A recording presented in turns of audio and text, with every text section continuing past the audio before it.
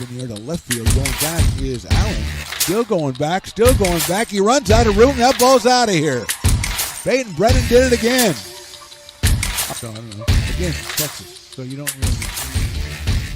That's it out to center field, short center field. Gans is coming in. He falls down, gets up, makes the catch. And he's going to throw. It's going to come to third. Chamiso cuts it off. The tag is applied, and I think they got him at third base. They did. And I do believe the run is scored. We'll double check and make sure. High fly ball right field. Going back. Forget about it. A pinch hit home run for Luke Lavin.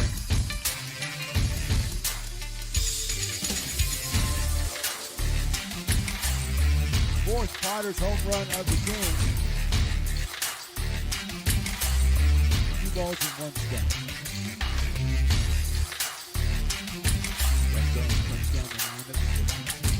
That's it sharply down the line of third. What a play by Furry. Gets up, goes across the diamond on a hop to first. What a play by Trey Furry. Runner could not advance. Up first a little bit. Here's the 1-1. Line drive left field. Garrity's going back. He's still going back. Reaches up. And he got it. The throw comes in. First base relay. Double play. Garrity with an unbelievable catch that no one, including me, thought he caught because he was flying away. He jumps up, sticks the ball up in the air, gets it into the second baseman, Auden, who throws to first for the double play. Potters fans, Potter up. Hello and welcome to McBean Stadium in Lincoln, California for another exciting night of Lincoln Potters baseball. I'm Mark the Phantom Lowe along with my partner, the great Stones McCoy, and engineer Riley. And tonight the Potters begin a 3-game series against CCL rivals, the Sonoma Stompers. Potters split a doubleheader with the Admirals on Sunday, winning the second game 12-2, while the Stompers split a 2-game series against the Mudcats last week in their most recent action. As a result, Lincoln sits third and Sonoma fourth in the CCL standings, so both could use a series win to build momentum in their quest for the postseason. With 2 of the next 3 games at home, the Potters are looking to make a statement, and it all starts tonight with our first pitch right after this short break on the Stones Radio Networks. Have you ever wondered, what is CMN? I thought so. Let me help.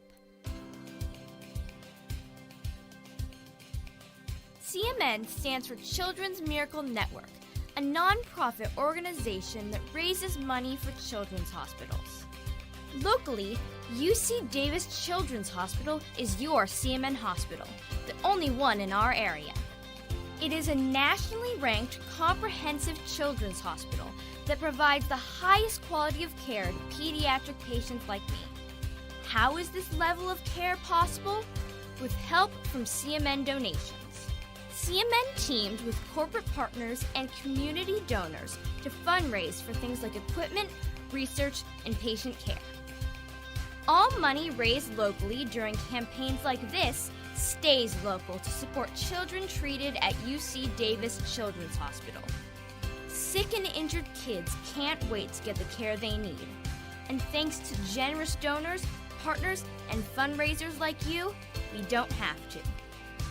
Please give wherever you see the Miracle Balloon, and thank you for supporting CMN at UC Davis.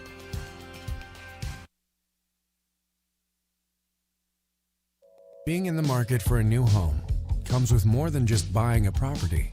It is finding the right house in the right neighborhood in the right community. Since 2005, Lori, with Frey & Associates Real Estate, has lived and worked as a real estate broker in Lincoln.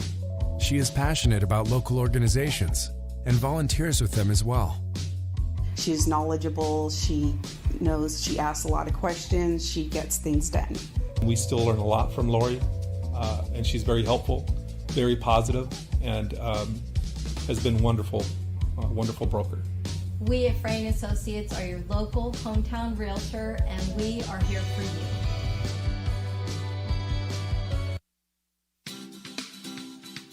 Astro Air Design Incorporated, where you feel the difference. We are a locally owned and operated heating, air conditioning, and custom sheet metal company committed to the highest quality of craftsmanship at a competitive price. Our trained and certified technicians have the knowledge and experience required to install, maintain, or repair your home comfort solutions. Our upfront pricing gives you the peace of mind because you know your price is locked in. Call Astro Air Design Incorporated today.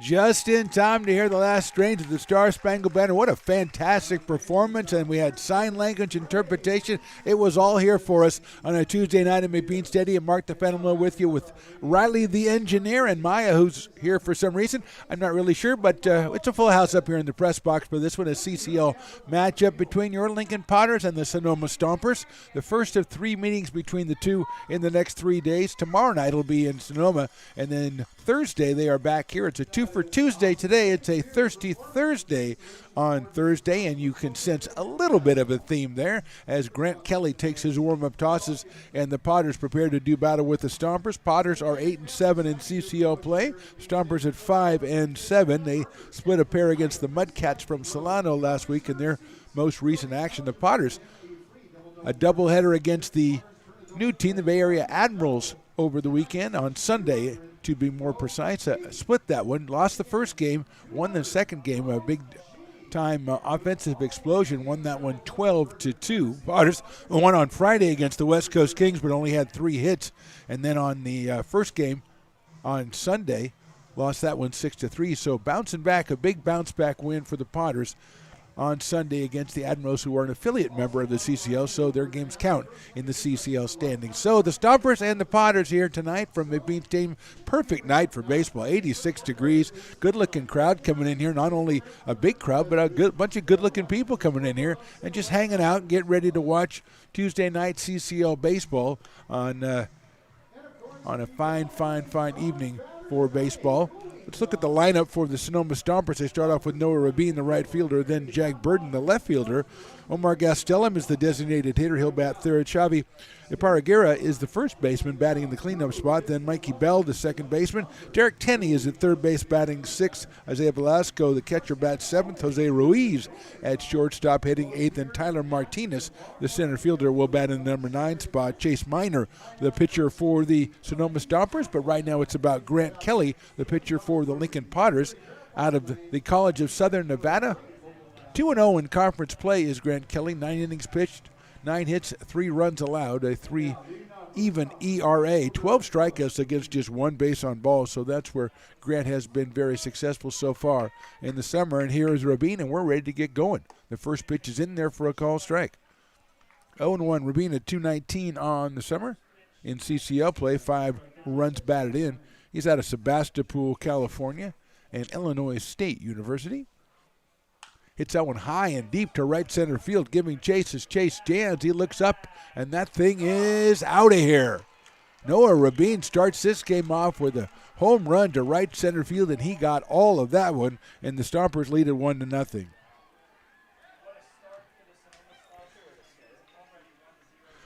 The Potters fans, most of them still in the Brick and Barrel backyard area in line to get their first beer of the day, and all of a sudden Rabin says, okay, by the time you get back to your seat, it's going to be 1-0. I thought that was a very ungentlemanly thing to do by Mr. Rabin, but the Stompers bench seems to like it. So they are ahead 1-0, and here is Jag Burden. Comes to us from Huntington Beach, California, and takes the first pitch in there for a strike at 84 miles an hour. Jag from UC Berkeley, 6'2", playing out in left field today for the Stompers. Breaking balls hit back to the backstop, 0-2. So 6 teams in the CCL this year. The affiliate is the Admirals, so I don't think they're eligible for postseason play, but they do count on schedule. So I believe that means 7 games against each team, 35 league games. Potters have played 15, Stompers just 12. Fastball call, strike 3, inside corner. So Kelly gets his first strike out of the game as Jag Burden goes back to the bench. I would say trudges back to the bench would be more accurate. And Omar Gastelum, the designated hitter, coming to the plate. Out of Port Hueneme, California, and San Jose State University. 400. 4 runs batted in. First pitch is a breaking ball in there for a strike.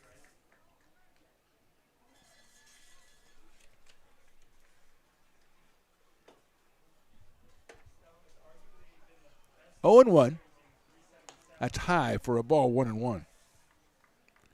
1 ball, 1 strike on Gaston. Rabin, everybody's kind of settled from his home run to start the activity, then a strike out of Jag Burden.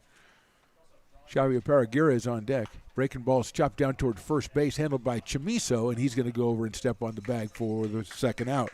So with that ground out, it's probably a good time, too late I know, to get to the Potters' defensive alignment here today, as that is Zach Chamiso at first, Kate Sanchez at second, Chase Weisenborn the shortstop, Patrick Herrera over at third, Ben Romano in left, Chase Jans in center, Ben Higdon out in right, Nolan Wilson is the catcher, Grant Kelly is on the mound, and Peyton Brennan is our designated hitter today for the Potters. So 2 down, here's Xavier Paragira.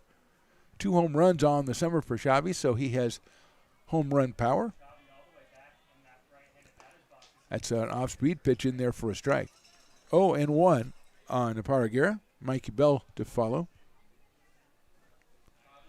Rabin started us off with the home run, and then 2 outs, and then a fastball. That's on the outside corner. 0-2 to Paragira. 216 and with 2 home runs and 11 runs batted in. And Kelly's going to step off. Think things over again as the first beer bat of the day goes by us. You can see it on the screen walking up, hopefully bringing it right to me. What a great deal that would be. And he stops. That's in the dirt for a ball. Comes in and sits right below us on the couch, I think, on the fancy couch that's down there. Oh, no, he's in a regular. No, he is on the couch. He's handing the beer around to everybody in the family except for me.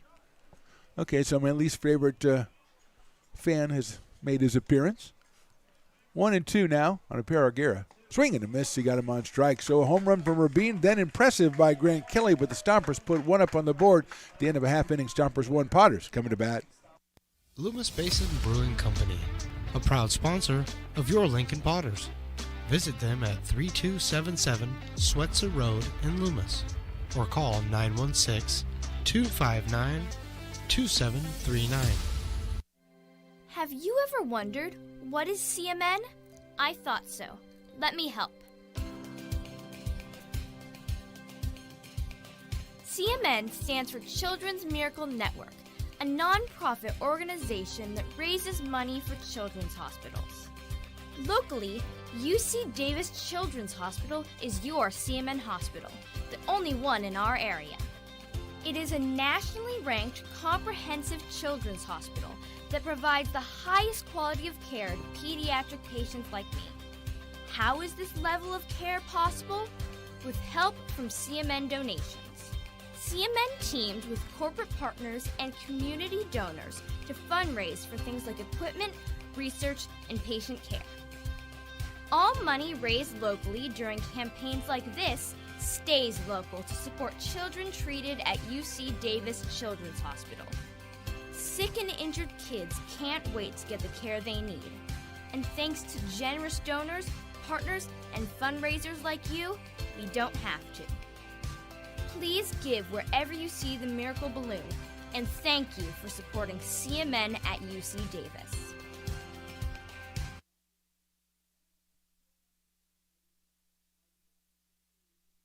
Lincoln Potters Baseball. Come on out and join in the fun. Stompers put 1 on the board in the top of the first inning. That means Chase Miner comes out here with a 1-0 lead. The right-hander out of Merced, California, University of San Diego, 6'2" and 205. He'll face a Potters lineup that starts off with Chase Weisenborn, the shortstop. Then Chase Jans, the center fielder, Nolan Wilson, the catcher. Those are the first 3. Peyton Brennan, the DH, is hitting in the cleanup spot today. Number 5 is Ben Higdon, the right fielder. Then Zach Chamiso, the Lincoln product, at first base. Kate Sanchez at second. Patrick Herrera over at third. And batting ninth is Ben Romano in left field. So here's Weisenborn hitting .308. Chase had a good second game. He didn't play the first game, played the second game of the doubleheader on Sunday, was 2 for 4. He takes a fastball. It's a little high at 90 miles an hour from Chase Miner. 2 for 4, and he drove in 4 runs in that game to Chase Weisenborn. Pops that one up right side. It's going to be out to the right fielder, Rabin. Rabin comes in, circles around it, and makes the catch for the first out. So Weisenborn flies out to Noah Rabin in right field. It'll bring up Chase Jans, the product of Overland Park, Kansas, and the University of Kansas. Rabin in right for the Stompers. Tyler Martinez is in center. Jag Burden over in left. Derek Tenney at third base. Shortstop is Jose Ruiz. Mikey Bell at second. Xavier Paragira at first. Behind the plate, Isaiah Velasco. And Chase Miner is on the mound, the right-hander from the windup Fastball is fouled back to the screen at 89 miles an hour. Chase at 406, or 406, you probably should say it that way, for the season with the Potters. Slightly open stance from the right side. Fastball is in there for a strike at 90. 0-2 quickly on Chase Jans. He's followed by Nolan Wilson, who had a good doubleheader, 3 for 6 and a couple runs batted in for the Potters on Sunday. Here's the 0-2 outside. Isaiah Velasco behind the plate for the Sonoma Stompers. Out of UC Berkeley as well.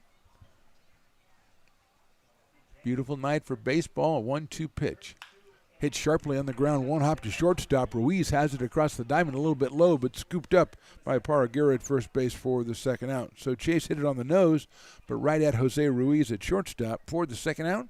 And now Nolan Wilson will come to the plate. Nolan out of Roseville, California. University of Nevada, Reno. A home run. He's driven in 5. As we said, he had a good weekend, or good Sunday for the Potters against the Admirals. 3 for 6. 2 runs batted in, 2 runs scored. Right-handed hitter against Minor here. He chops that one out toward short. It's cut off by the third baseman. That's Tenney across the diamond and barely gets him by a half step at first. So good play by Derek Tenney. 1-2-3 for Minor. We go to the top of the second. Stompers lead 1-0. It begins on the farm, where hard work breeds motivation. Care is taken under watchful eyes. With new growth comes inspiration, where playtime is mandatory. Welcome to Dueling Dogs Brewing Company. Meet the Stevens, a husband and wife who work hand in hand to craft exclusive small batch beer, mead, and cider. Using locally sourced ingredients to ensure freshness in every glass. Where a community of farmers, local artisans, and amazing food make for a truly inspired atmosphere.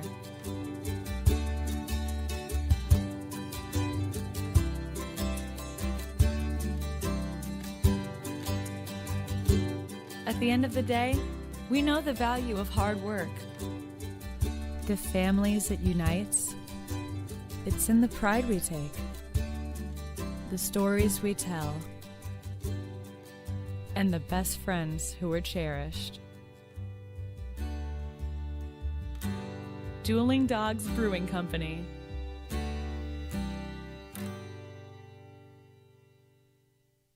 Lincoln Potters Baseball.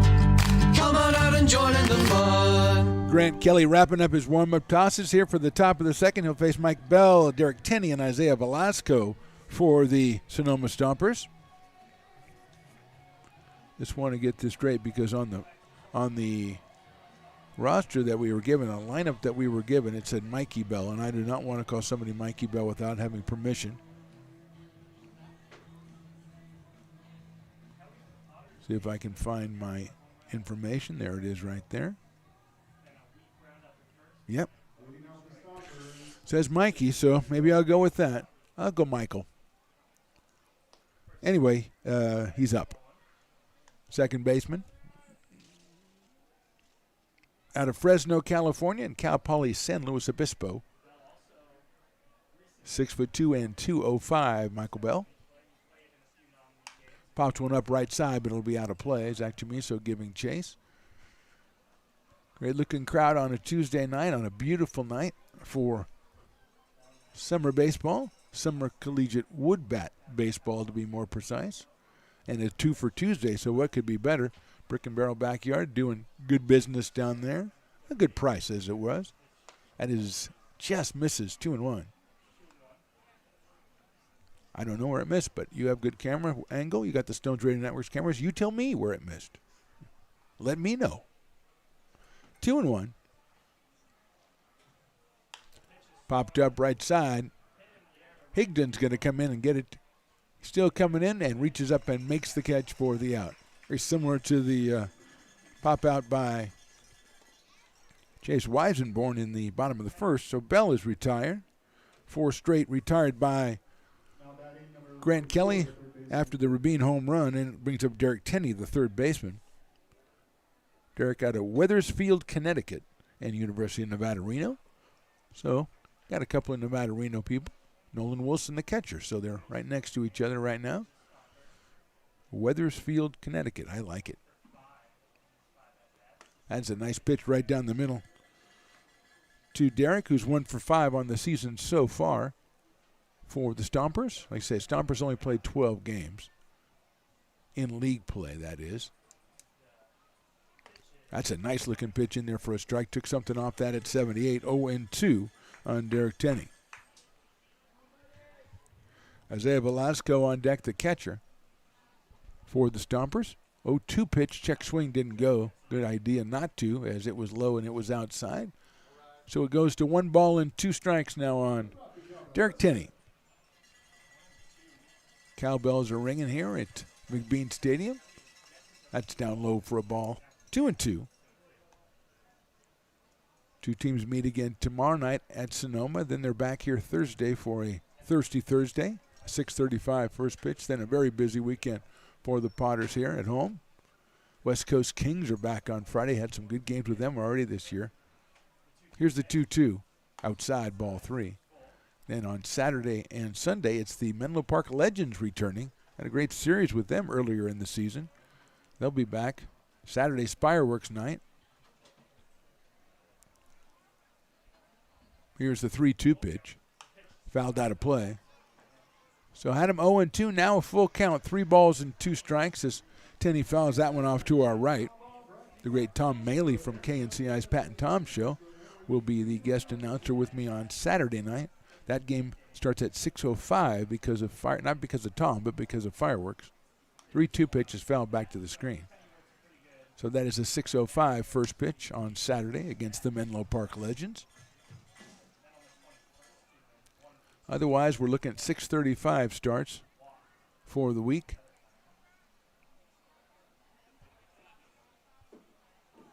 Breaking ball is lined into left center field. That's going to get down for a base hit in front of Chase Jans.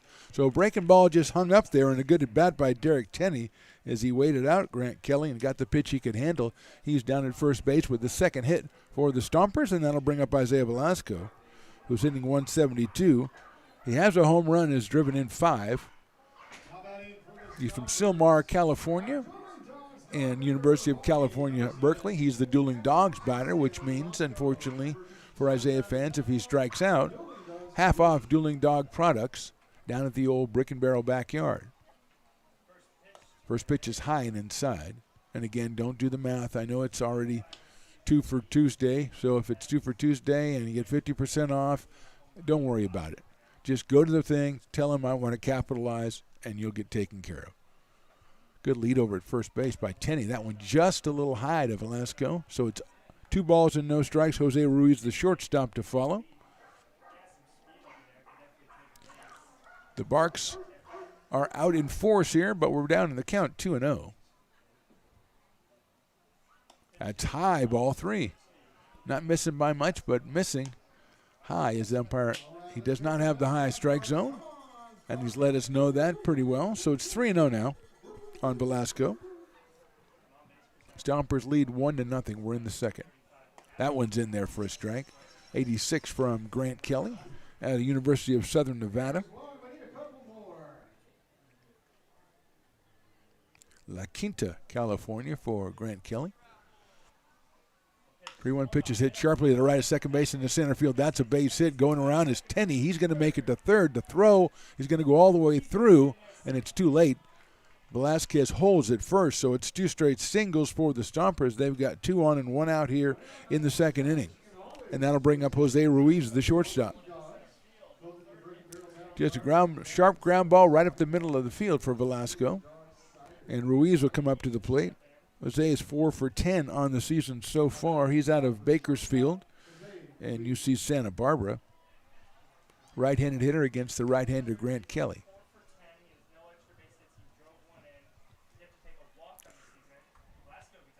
Good lead by Velasco at first base. He's way off as the first pitch is a little bit high. Again, there's no high strike zone there.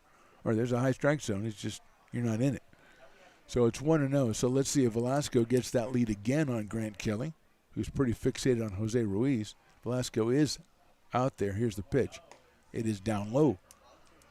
2 balls and no strikes on Jose Ruiz. Tyler Martinez, the number 9 hitter, the center fielder, on deck. Potters playing double play depth in the infield here with 1 out in the second inning. There's a throw over to first base to try to get Velasco closer. Zach Chamiso puts the tag on. A little bit too late, though.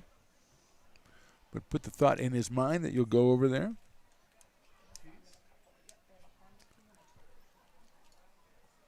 Two 0 pitches in there for a strike. 2 balls and 1 strike to Jose Ruiz.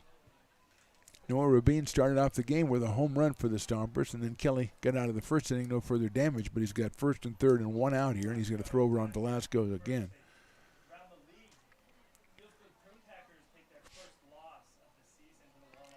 Two balls and 1 strike.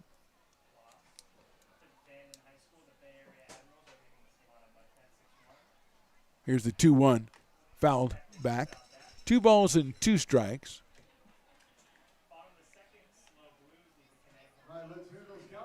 Two balls and 2 strikes.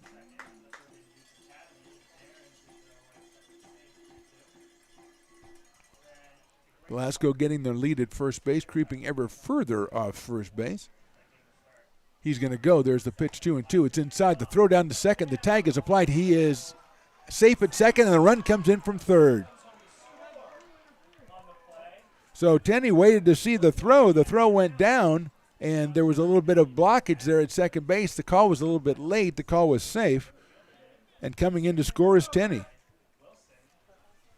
So it's a full count now on Jose Ruiz and the run scored for the Stompers.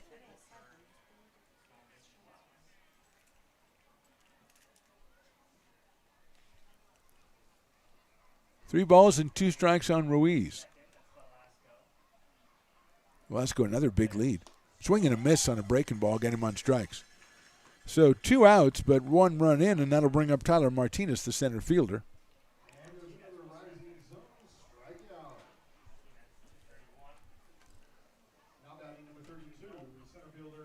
Tyler out of Towson, Maryland, and the University of San Francisco, or USF. Right-handed hitter against Grant Kelly with the runner still at second base. Hits it up the middle.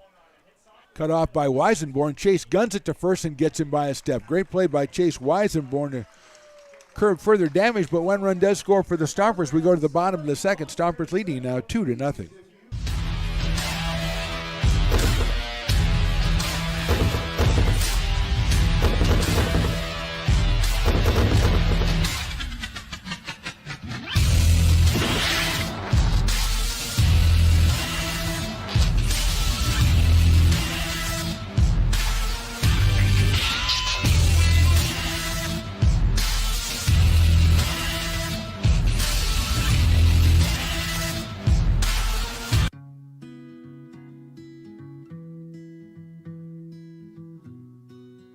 Lincoln Area Archives Museum is the official partner of the Potters' 100th anniversary season. The museum is located just around the corner in Bierman Plaza in the center of the Old Historic District. Plan your visit and learn about early Lincoln history. The mouth-watering Big Mac with a savory Filet-O-Fish and a tasty McChicken. My goodness, that looks good. You're making a McDonald's menu hack. Yes, a land, air, and sea. Oh, it's going to tip over. No, it's good. It's good. Very stable. Order the land, air, and sea by name. Build it by hand. Lincoln Potters Baseball. Come on out and join in the fun. Bottom of the second, Piper back to his customary third place or fourth place finish on the race after winning it on Saturday at his birthday and winning it in impressive fashion as well. Score from the CCL, the Crawdads beat the Healdsburg Prune Packers tonight 5-2. That's the second loss of the season for Healdsburg. They lost to the Mudcats last week in a doubleheader, one of the games in the doubleheader on Sunday. So Healdsburg now with 2 losses, and the Crawdads, who are in second place, extend there. They are now 8-3 on the season. So the Crawdads with a very impressive win against the Healdsburg Prune Packers. The Crawdads now trailing the Prune Packers by 2.5 games. Potters at 8-7, then the Stompers at 5-7, Mudcats at 3-13. But one of those 3 is a win over Healdsburg. So very impressive by Solano in the doubleheader on Sunday. Peyton Brennan, Brent Higdon, Jack Chamiso up against Chase Minor here as the Potters trail 2-0. 2 quick runs for the Stompers, 1 on a home run from Noah Rubin, 1 on a double steal. It was a little bit odd because Tenney at third base really didn't take off from third until the throw was already down to second base, and there was a question on whether the runner was out or safe. He just kind of scampered home. So 2-0 for the Stompers, and here's Peyton Brennan, 429 on the season for Peyton. Out of Rockland, California, and UCLA. Minor's first pitch is big chopper down to first base. Aparagera has it and steps on the bag for the out. So very unstressful there, or stress-free, if you will, from Brennan. And Ben Higdon will come to the plate. The right fielder out of Paducah, Kentucky, has a couple of home runs on the year, has 3 of them, as a matter of fact. And he steps up here with 1 out in the bottom of the second.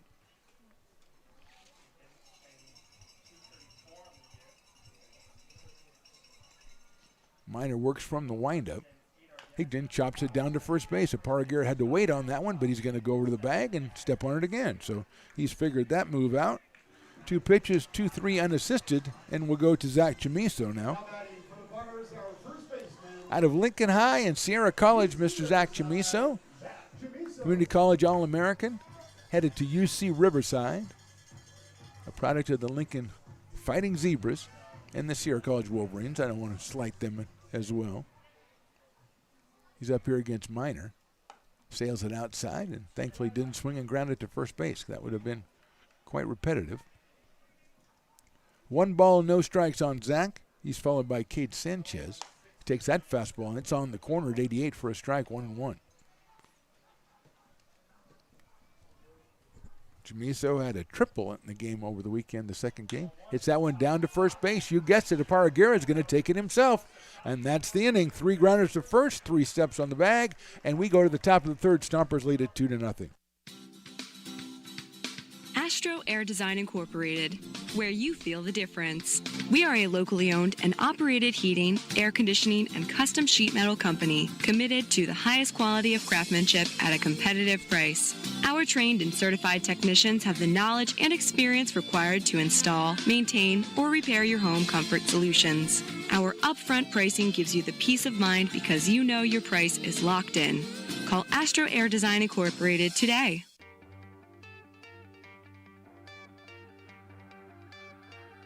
Gooseport Public House.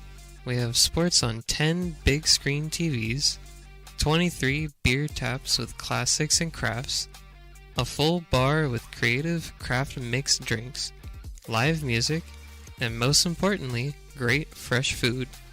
In downtown Roseville off Vernon Street, only 15 minutes from the ballpark. See ya at Gooseport.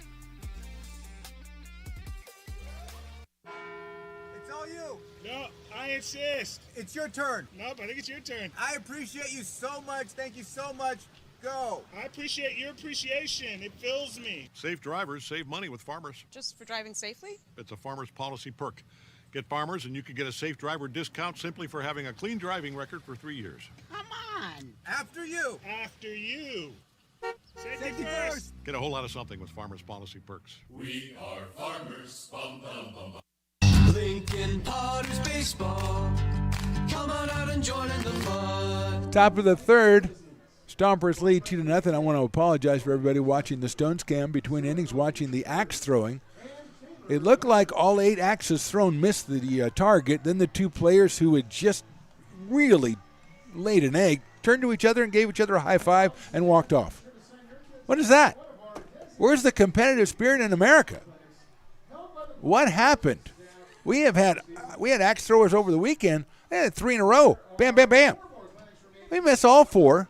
Some of them sailed over the guy behind it, went all the way out to the bullpen, and then they just turned and said, high five, and they're out of there. Oh, come on. Have some self-respect.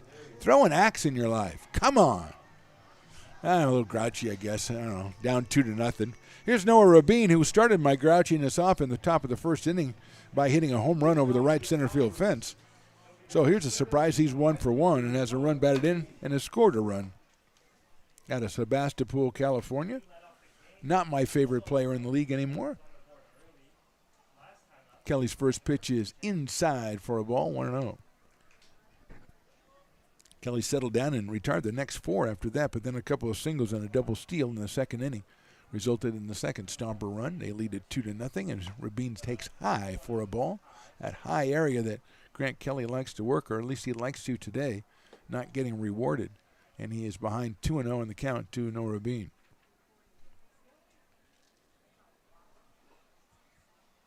That one is in there. 2-1.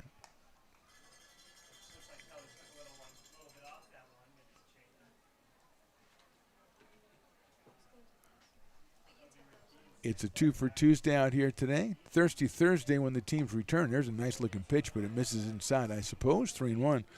They're in Sonoma tomorrow. Then the West Coast Kings are in on Friday. The Menlo Park Legends over the weekend. Fireworks on Saturday, and then a Sunday evening game. That is inside ball 4. Rabin gets himself a base on balls on some pretty good-looking pitches, and here's Jack Burton, who struck out looking his first time up on a pitch he didn't really care for. So the left-hand hitting left fielder's up here with Rabin at first base. You can see what kind of lead Noah gets over there as Kelly licks him. Burton takes it in there for a strike at 85. 0-1 on Jack Burton from Huntington Beach, California. 1 for 5 come into the game tonight. Here's the pitch. Breaking ball. Did it catch the outside corner? No, it did not. 1-1 on Jack Burton. Omar Gastelum, the designated hitter, to follow.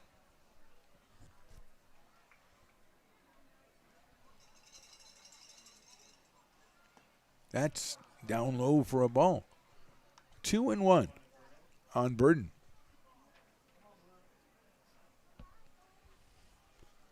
Grant Kelly, the right-hander, 2-0 on the season. ERA of 3.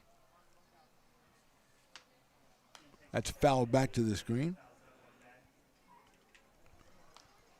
Evens the count at 2-2 on Jack Burton.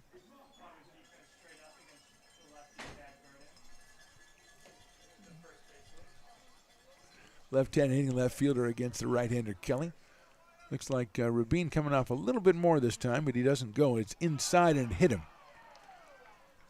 So the first 2 runners reach base on a walk and a hit batter. That's just not what Grant Kelly. Now, wait, the home plate umpire is going to bring him back, I think. And if he says it was, well, if he says it was over the plate, then it's a strike. But I think he's going to say he did not try to get out of the way, perhaps, is what I'm getting. And that will cause a little bit of consternation on the Sonoma side, and here comes the manager out to chat with the home plate umpire. It didn't look like there was much he could do, but they're going to say maybe he threw the old elbow out there, which hopefully for the Potters it was in the strike zone because that would be a strike, but now we're going to have the home plate umpire go talk to the first base umpire. Now, if the guy called it, if he said it happened, and I don't know why he's going asking somebody else because he said it happened. I saw the guy do it, and I'm going to call it. But they're going to have a meeting and check everything out, talk amongst themselves as the Potters will do the same. Catcher Nolan Wilson will chat with Jack Burton, and they'll probably say, I don't think he really did it. And they'll tell him he didn't, and it'll be good. Now let's see what happens if the umpire returns to home plate. And he doesn't make any move like he's going anywhere, so I think we're going to have another pitch to Jack Burton. So there we go. And now here comes the Potters, going to check out and see what happened there. Mr. Raggets. I think Brock is saying that, hey, if his arm was in the strike zone, then that would be a strike. Now the speculation, we're going to get, so it's 3-2. So it was called a ball, but he said he did not get out of the way. I'm improvising here, but that seems to me the most logical situation. So we'll do it again, but this time it's 3-2. And it messed up my scorebook, so now I got to fix that. That's going to be a problem. There goes the runner at 3-2. It's hit down to first base. What a play by Chamiso, but he knocked it down. Not going to be able to make the play. Just a little bit too late over to Kelly at first base. So Chamiso keeps it from going into right field, but it's going to be a single for Jag Burden. Fourth hit for the Stompers. It results in 2 on and nobody out. And Omar Gastelum, the designated hitter, coming to the plate. Grounded down to first base his first time up, so he is 0 for 1 in this one. 4 runs batted in, a 400 average coming in for Omar out of Port Hueneme. I don't know that one. Anyway, San Jose State. That's a little bit too high, and we've heard that a couple of times already in two innings plus. 1-0 on Omar. Xavier Parraguera on deck, the cleanup hitter, the first baseman, who's had a lot of action on defense so far in this one. Outside, ball 2. 2-0. 4 hits, a walk given up by Kelly, including the home run to Rabin to start the game off. Rabin now is at second base. Over at first base is Jag Burden. 2-0 pitch. Gastelum takes inside for a ball, 3-0. 3 balls, no strikes. Nobody out here in the third. Stompers threatening to put a big number up on the board, which the Potters trying to prevent, of course. Activity, a little bit of rustling down in the pen for the Potters. 3-0 pitch. That is on the inside corner, call strike. 3-1. So Kelly hoping to pull himself out of this one, maybe get a double play ball off the bat of Gastelum. Potters playing pretty much straight away for Omar. Deep in left field is Ben Romano. 3-1 coming up. That's fouled out of play to our right, so it's 3-2. Chase Jens basically a step over into left center field, and Romano deep in left. In right field, Higdon is medium deep out there. So it comes up to 3-2 here. Rabin leads at second base. Here's the 3-2. Fastball, call strike 3. That's a big pitch and a big batter right there, as he was 1 pitch away from loading the bases. And the call's 3rd strike for Grant Kelly. That's his 4th strikeout of the game. And it'll bring up Xavier Parraguera, who struck out in the first inning. Out of Bakersfield, California, and Cal State Chico, Parraguera, big right-handed hitter, 6'3", 225 pounds per the roster. Off-speed pitch swung on and missed. 0-1 on Xavier Parraguera. Mike Bell on deck.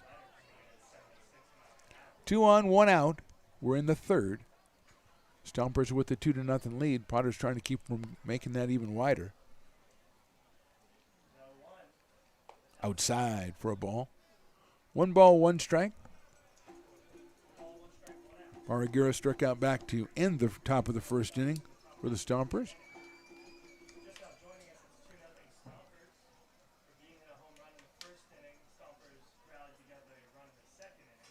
That's lined into left field. Romano can't see it. He's going to take it on 1 hop. Coming around third, and they're going to hold the runner at third base as Romano really adjusted quickly to that one. It was a solid line drive on 1 hop out to Ben, and he flags it down and gets it in, so Rabin has to hold on at third base, but the bases now are loaded. 5th hit for the Stompers, and Mikey Bell is going to come to the plate, and we're going to have a meeting at the mound, so we'll step away for 30 seconds or so. Right now we're in the top of the third. Stompers lead it 2-0.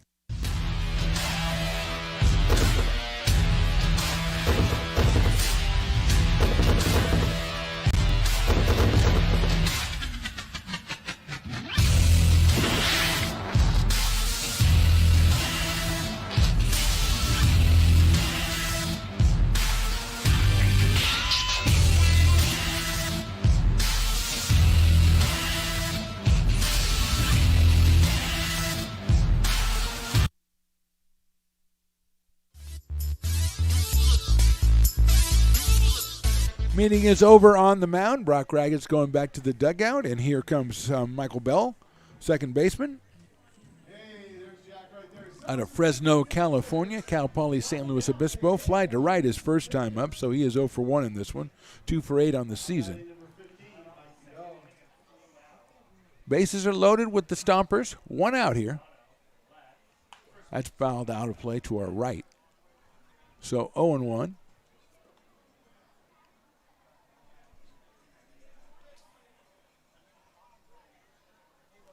No balls, 1 strike.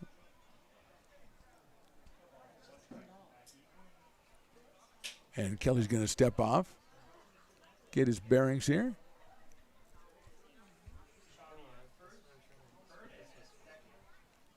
VIP area is full again down the right field line. Here's the 0-1. That's outside. 1-1, just a great place to watch a ball game. The right field has its charms. It's got the VIP area and the brick and barrel backyard, and the left field, of course, has the canned beer bar and the bounce house and the grassy knoll. So, of course, then if you come in a little bit closer to the press box here, you've got the food items down the left field side. There's a nice pitch, but it's inside for a ball. Fat Cat with the dogs. You got Javi, Pupito, or Ranchito, or somebody. Anyway, it's Javi down there, and he makes great food. That's all you need to know. Just go see him when you come into the ballpark. Just beer right to the left. You got 2 great choices right there. 2-1 now on Mikey Bell. Swing and a miss. The throw back to first base, and the tag is made, and it's out of there. Great play by the Potters. That's Nolan Wilson to Zach Chamiso, and they pick apart Paragera off of first base. And a tremendous play by Chamiso. The throw was down there quickly, but it's a little bit high. Zach had to get up and slap the tag back on a Paragera, and a well-called play. I'll give Stones McCoy credit for that one, even though he's not coaching. And that's a big play right there for the Potters. Now they got to close it out by getting rid of Michael Bell, who has a 2-2 count now.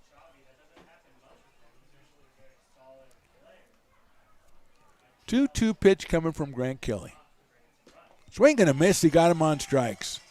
Nice job by the Potters defensively to come out giving up no runs on that one. With 1 hit, they left 2 at the end of 2.5. It's the Stompers 2 and the Potters nothing. Old Town Pizza, a proud sponsor of your Potters baseball, will deliver you a slice that you won't soon forget. Come see why they've been voted the best of the best 12 straight years. Visit otpizza.net to get yours today. But don't take it from me. I think Old Town Pizza should be expanded through the state or even through the country because it's so delicious.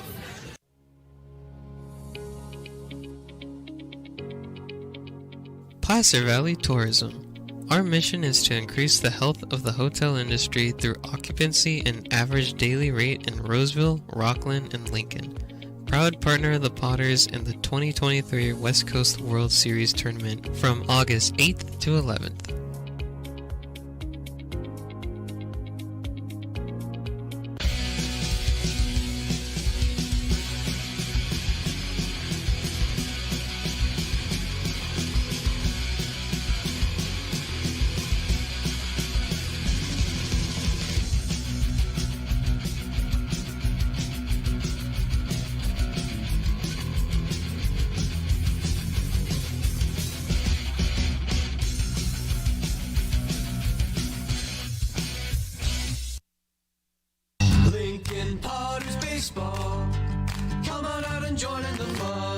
Bottom of the third inning, Potters put a little wizardry, get out of the top of the third with no runs allowed with the pickoff and the strikeout. Kate Sanchez, Patrick Herrera, Ben Romano going to be the first 3 in this inning trying to solve Mr. Chase Miner, who's mowed through the first 6 Potters, 5 ground balls and a fly ball to right field.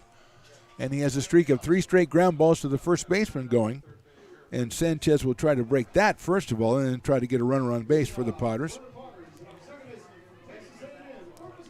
Cade, one of the top hitters on the ball club for the Potters. He was our player of the game, I think, on Saturday night, as he had a 2-run home run, and that one is high and outside for a ball, 1-0. His first home run of the season to left center field. Here's the 1-0 from Chase Miner. That's a fastball, and it's in there for a strike. Chase out of Merced, California, and University of San Diego. He got probably the highest strike call I've seen tonight right there. That one is in there for a strike. A beautiful-looking pitch at 89. 1-2 now on Cade Sanchez.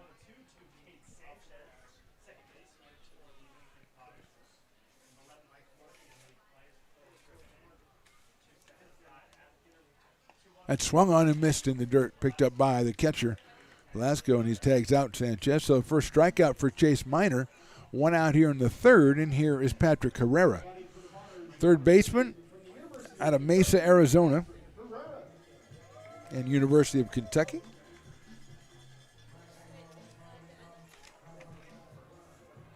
Two for 5 and 2 runs batted in for Patrick on Sunday.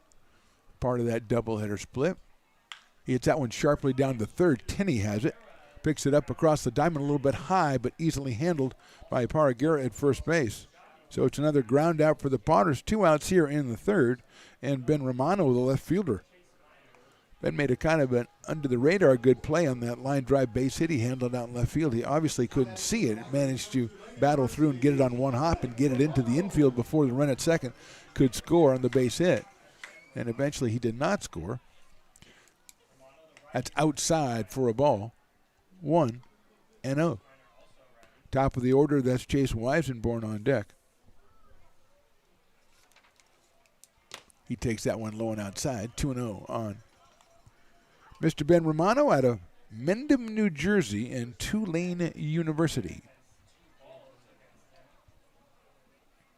That's high for a ball, 3-0. See some of the Potter beach hats that were given away on Saturday as part of the, actually maybe that was Friday for Aloha Friday. I think it was Friday. Anyway, I used mine today working in the yard. Thanks, Potters. Worked out pretty good. 3-0 pitches in there for a strike, and yes, I did work in the yard. Not extensively, I'm not going to pretend that. But I was out there. There was work being done. 3-1 coming up. That's down low for a ball. Good at bat by Romano. He gets the base on balls. Finally, a base runner for the Potters. And here is Chase Weisenborn, who flew out to right field to open the Potters' bottom of the first inning. So he is 0 for 1 in this one. Chase over 300 for the summer, 2 for 4. He drove in 4 in Game 2 on Sunday. Again, Bruin Packers lost one of their doubleheader on Sunday to the Mudcats, and they lost again today to the Walnut Creek Crawdads. So Crawdads creeping up on them. Chase takes down the middle for a strike at 88 from Chase Minor. So Chase against Chase, you don't see that every day. It's a chase sequence is what we call it in the business. Taking his time getting a sign. A very short lead by Romano at first base. Fastball misses outside at 89 from Chase Minor, the big right-hander. Even in the count, 1 ball, 1 strike, Weisenborn, and then Chase Jans to follow. So we have a Chase pitching and 2 chases in the batting order in a row. That's right down the middle for a strike, 1-2. 1 ball, 2 strikes activity in the bullpen for the Potters. Grant Kelly got out of that jam in the third very nicely, very nimbly, thanks to a pickoff play. Breaking balls inside. Didn't have... I was experimenting with the curveball on that one, and Weisenborn just leaned back and got out of the way. So it's 2-2. 2 outs here in the bottom of the third. It's a ground ball to the left of second, going to be handled out there by Bell over to first for the out. So Weisenborn's retired, second to first. No runs, we leave 1, and we go to the top of the fourth. Stompers lead it 2-0. Hi, Bill Evans, President of the Placer County Association of Realtors. We're in the store, our conference facilities, an amazing team helps keep together an amazing organization, and we thank them all. This organization can't do what it does and can't run the way it runs without the help of so many members volunteering their time. The success of the Placer County Association of Realtors is largely dependent on our active volunteer members to help our organization and industry. The work of our committees greatly impacts our ability to champion efforts across the board and giving back to the Placer County community wherever we can. Like all service organizations, I wanted to serve. And getting involved with the affiliate committee was the perfect way to do that. I love being able to serve my community with my business friends and other leaders and give back to those who are in need. The thing I love about the PCAR committees is they all work toward the same goal of bringing the community together to support those in need in our surrounding area. I instantly came to the meeting and had a wonderful time, felt like I was a part of something bigger, and it was just the start of my leadership journey.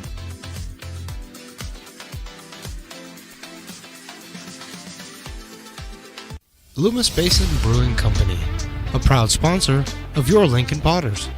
Visit them at 3277 Swetzer Road in Loomis, or call 916-259-2739. Lincoln Potters Baseball. Come on out and join in the fun. New inning, new pitcher for the Potters. Eric Vassar from Sac City is going to come out and take over the mound from Grant Kelly. Grant went 3 innings, gave up 5 hits, 2 runs, walked 1 and struck out 5. Gave up the home run to Noah Rabin to start the game. And then a couple of hits in the second, a double steal produced another run. Then he worked out of a jam in the third. So he threw 61 pitches in 3 innings, and he's out there for Eric Vassar. Eric will face Derek Tenney, Isaiah Velasco, and Jose Ruiz, 6, 7, and 8 for the Stompers here in the 4th inning. As Chase Miner has gone through the Potters lineup, allowing just 1 base runner through the first 3 innings, and that was a walk to Ben Romano. So here's Tenney, who singled and scored his first time up.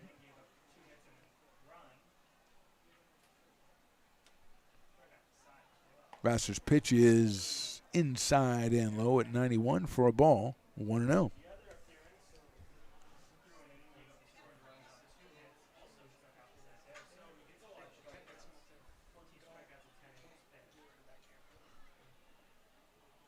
Fastball is inside.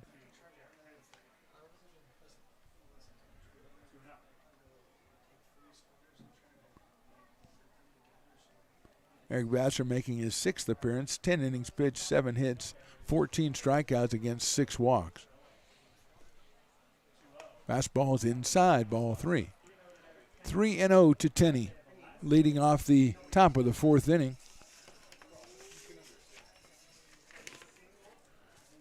Derek Tenney from Weathersford, Connecticut, and University of Nevada, Reno. 3-0 pitch coming up from Vassar. High and inside. That was a very bad pitch, and he will go down to first base. So a 4-pitch walk to Derek Tenney and Isaiah Velasco coming to the plate. He singled his first time up. Ground ball would have been all the way in the right field, but knocked down by Zach Chamizo at first base. A big play, kept everything in order for the Potters. Later they got out of the inning with a pickoff play, but not from Mr. Velasco. So he is 1 for 1. Also the dueling dogs batter, which means that the Potters can strike him out. It's 50% off. Breaking ball in there for a strike. At 74 from Eric Vassar. 0-1. Velasco with a home run. He has driven in 5 runs on the summer for the Sonoma Stompers.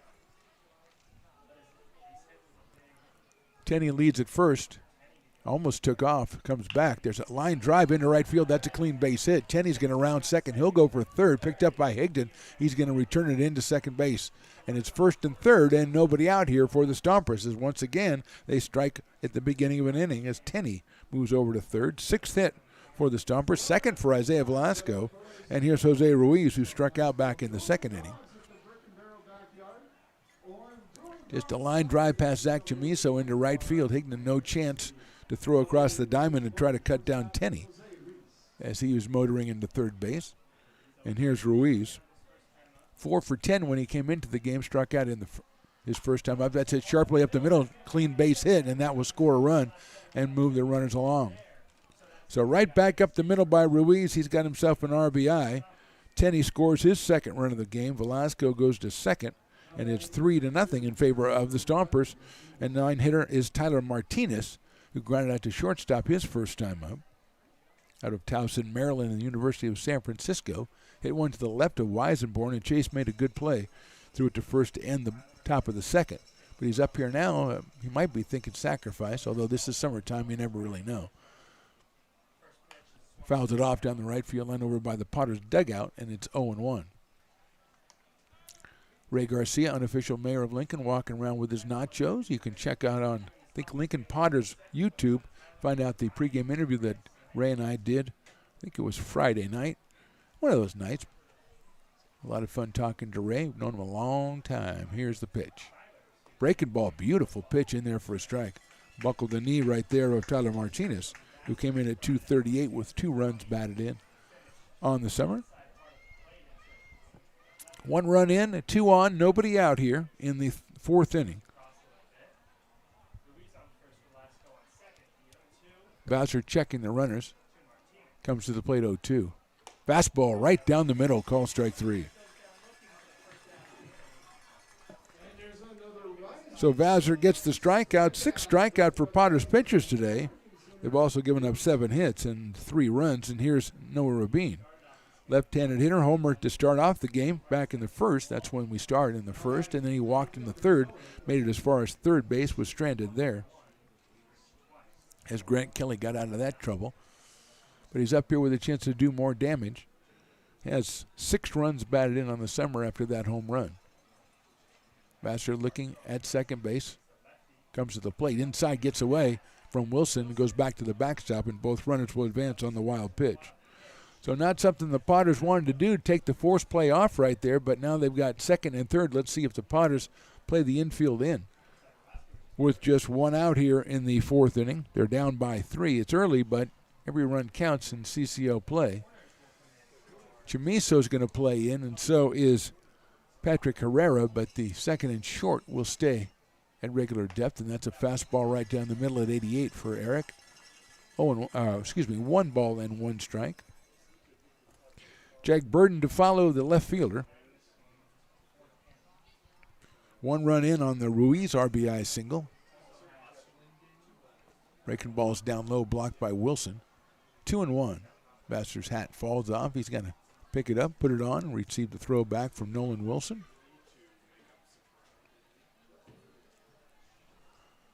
Two balls, 1 strike. Rabin out of Sebastopol and Illinois State University. Left-handed batter against the right-hander Eric Vassar. High fly ball center field. Jans is going to have to go back. He's given ground. It'll be an easy sacrifice fly. It's caught in right center field. Both runners will tag. Both runners will advance, and it's 4-0 Stompers. As Velasco scores,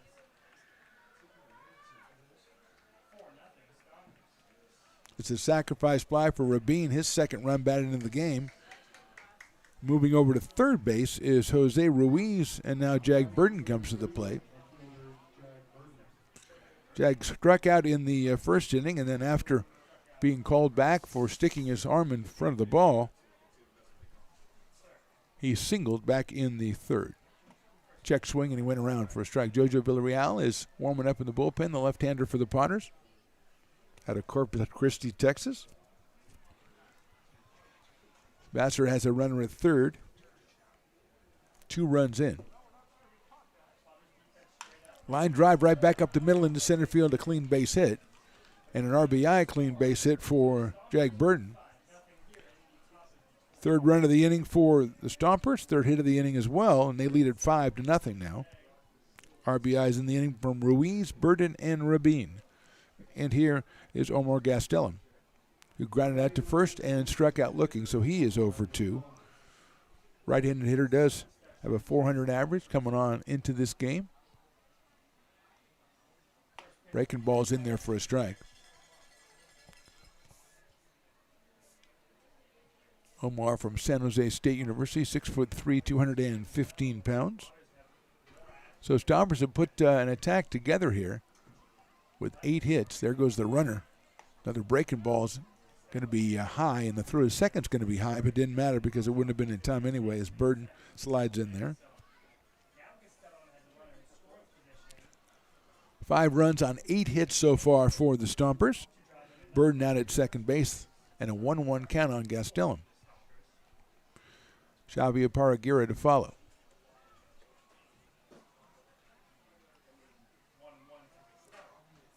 Swing and a miss. Took something off that one, it appeared. 1 ball and 2 strikes now on Omar Gastelum, the designated hitter for Sonoma tonight. In the first of a 3-game series, 2 of them here. We're back here on Thursday for a Thirsty Thursday. And it does mean exactly what it sounds like it means. Check swing didn't go. It's in the dirt. Nice block by Nolan Wilson. 2-2. Good crowd out here hoping, waiting for something to root about for the home team. And so far, not much as we're in the 4th inning, and it's 5-0 Stompers. Fastball outside. Full count on Gastelum, a Paragira to follow. Jojo Villarreal warming up in the pen for the Potters. Those seats behind home plate look really good. Just really good seats. You can see that on the camera. They're just right there. That's fouled back to the screen. They could have reached up and caught that ball right there. I mean, that sells us. Those seats sell themselves, man. Check those out. You got the unofficial mayor of Lincoln, Ray Garcia, lurking around. Sometimes Eli Garcia, the Potter legend, the new baseball coach at Roseville High. He hangs out down there, usually with a shaved ice. I don't want to tell secrets about Eli, but he loves the shaved ice. 3-2 now, once again on Gastelum. Breaking ball's hit to the right of shortstop. Weisenborn backhands it. Chase throws it across the diamond too high. The tag applied by Chamiso, and the runner is out. Another good play at first by Zach Chamiso, but 3 runs on 3 hits for the Stompers. We go to the bottom of the 4th. They lead it 5-0.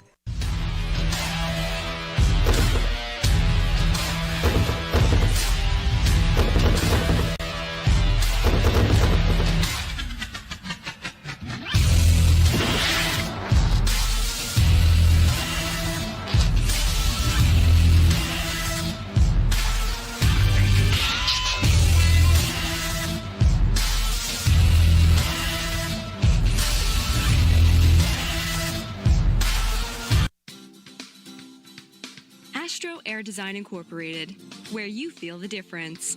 We are a locally owned and operated heating, air conditioning, and custom sheet metal company committed to the highest quality of craftsmanship at a competitive price. Our trained and certified technicians have the knowledge and experience required to install, maintain, or repair your home comfort solutions. Our upfront pricing gives you the peace of mind because you know your price is locked in.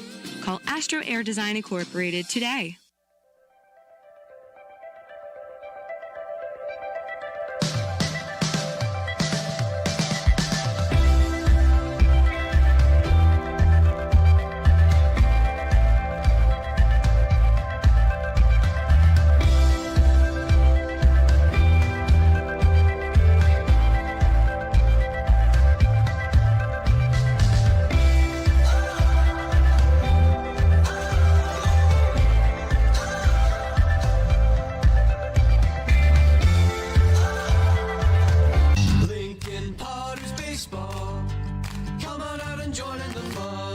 Bottom of the 4th. Now, I did say something bad about the axe throwing, but I think we had our participants in the air guitar were very willing participants, very eager, and they gave everything they had. I don't know who was considered the winner, but they went out there and put on a show, and that's really what you can ask for. Now, the Potters hitters have to do the same. Chase Jans, Nolan Wilson, and Peyton Brennan against Chase Miner, who has been almost perfect. He's allowed 1 base runner through 3 innings. That was a base on balls to Ben Romano.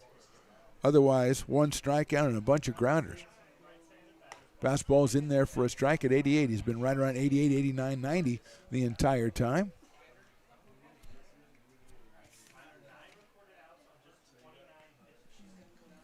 Breaking ball's popped up right side. Second baseman, that's Mike Bell, is going to call for it.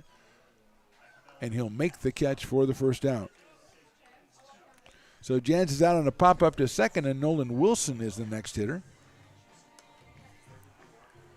Nolan grounded out to third, his first time up.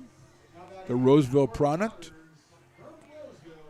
has a home run already for the Potters, has 5 runs batted in, maybe a little bit more. I don't know if those were added on from the weekend. He was 3 for 6 in the doubleheader and had 2 runs batted in as well, the right-handed hitter. Here's Miner's first pitch, outside. Breaking ball. Miner's been very successful with the fastball so far. Breaking ball not so much, a little bit imprecise, so to speak.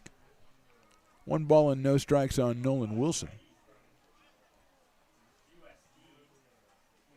Swing and a miss. Might have fouled that one in the catcher's glove, but I didn't get the sign from the umpire. So we'll just go with 1 ball and 1 strike.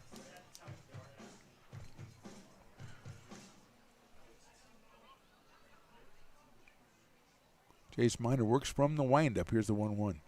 Inside with a fastball, right at 89. 2-1 on Nolan Wilson with Peyton Brennan to follow. 3 and 4 hitters in the Potters lineup. 2 of the hotter hitters on the Potters throughout the last week or so. And they're looking to them to start us off here. Hit sharply to the right of second. Bell with a nice pickup is going to go to first and get him by a couple of steps. Nice play by Michael Bell out at second base. That one the closest to a hit the Potters have had. And Bell retires Wilson. A little sliding backhand by Michael Bell. And got up and threw it to first in plenty of time. Here's Peyton Brennan. 429 for Peyton. 3 for 7, a couple of runs batted in. He scored 3 runs in the doubleheader against the Admirals. The first pitch is inside. Has a couple of home runs in a game last week, a home run and a triple in just his second game with the Potters. 1-0 on Peyton. That's also low. 2-0. Ben Higdon to follow. Peyton grounded to first. It was the first in a series of 3 straight ground balls to first base. Back in the second inning, it was Brennan, Higdon, and Chamiso. All hit it down to Aparigira, and he went and tagged them all out at first. Outside for a ball, 3-0. Miner has the 1 base on balls. He gave up back in the third to Ben Romano, and he is behind Peyton Brennan now. 3 balls and no strikes. Swinging a foul ball at the plate. 3-1. It's 3-0. Why didn't he take? It's summer. You don't take 3-0. You get a good pitch. You're out here. You're here to work. You're here to work on your game. You're here to swing the bat. Now, sometimes league play, if you get to the bottom of the 9th or bottom of the 8th or something, you may do that, but right now you don't. That's outside and high, ball 4. Second walk issued by Chase Miner, second base runner as well. And here's Ben Higdon, who, of course, grounded at first his first time up. Left-handed hitter with 3 home runs on the season out of Paducah, Kentucky. And University of Kentucky, Ben Higdon.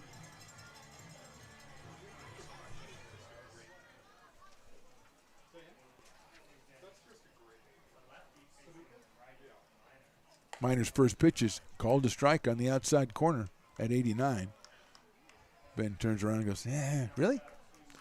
And he's assured that, yes, really, it is a strike. 0-1 on Higdon. Jack Chamiso on deck. If Ben can keep it going here for the Potters in the 4th. They got 5 runs to make up. Breaking ball again. Having trouble controlling the breaking pitch is Chase Miner, but not so much the fastball. 1-1 as Riley, the engineer, prepares to enjoy a delicious dog from Fat. Out of play by Higdon. Fat Cat. Bill at Fat Cat. I keep wanting to call him Mike. It keeps messing me up, but it's Bill. He's tremendous. He's a Fat Cat connoisseur. He's a hot dogologist. That's low for a ball. Hot dogologist. A wienerologist? No, I don't think you can say that. 2-2. But anyway, he does a good job. And Riley doesn't seem to mind. Nor does his sister. Lead at first by Brennan. Here's the pitch. Swing and a miss, and that's strike 3. So another base runner, but nothing going for the Potters. We go to the 5th inning. It's 5-0 Stompers. Lincoln Potters Baseball. Placer County's best-kept secret is back for another exciting summer at historic McBean Stadium. 33 action-packed home games loaded with fun for the whole family. Local beer, wine, and eats. Fireworks, giveaways, theme nights, kids zone, and more. Come join in the fun and enjoy small-town baseball with Major League Entertainment. Tickets on sale now at LincolnPotters.com. Lincoln Potters Baseball. Come on out and join in the fun.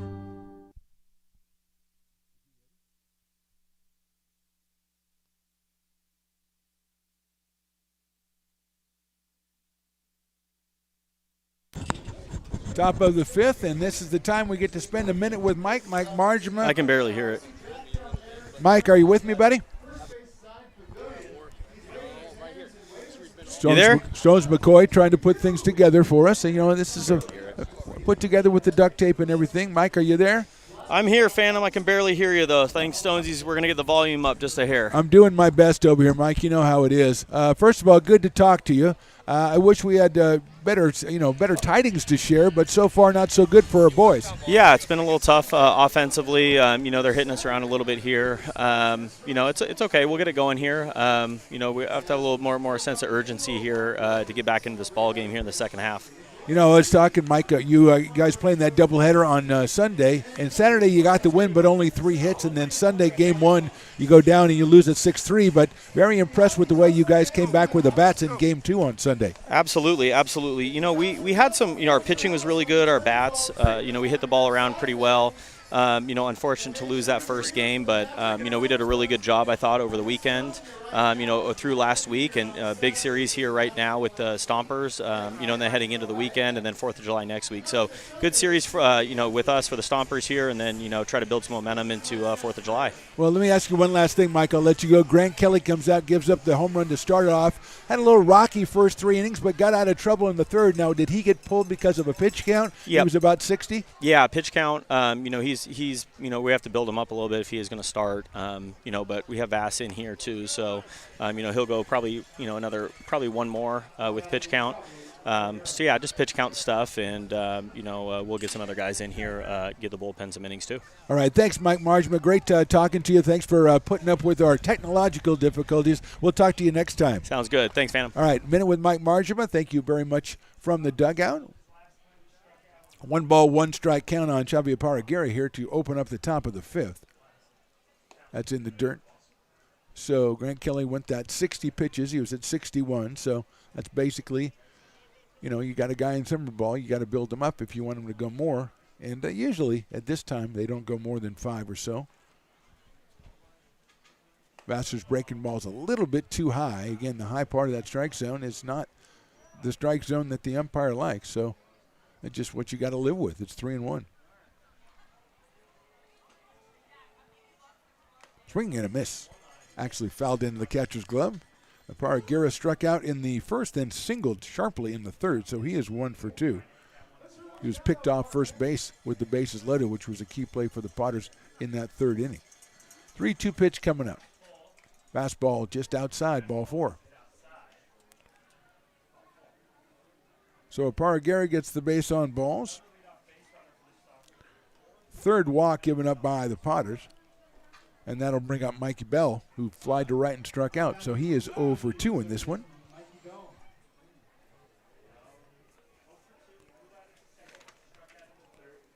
Out of Fresno, California, Mike Bell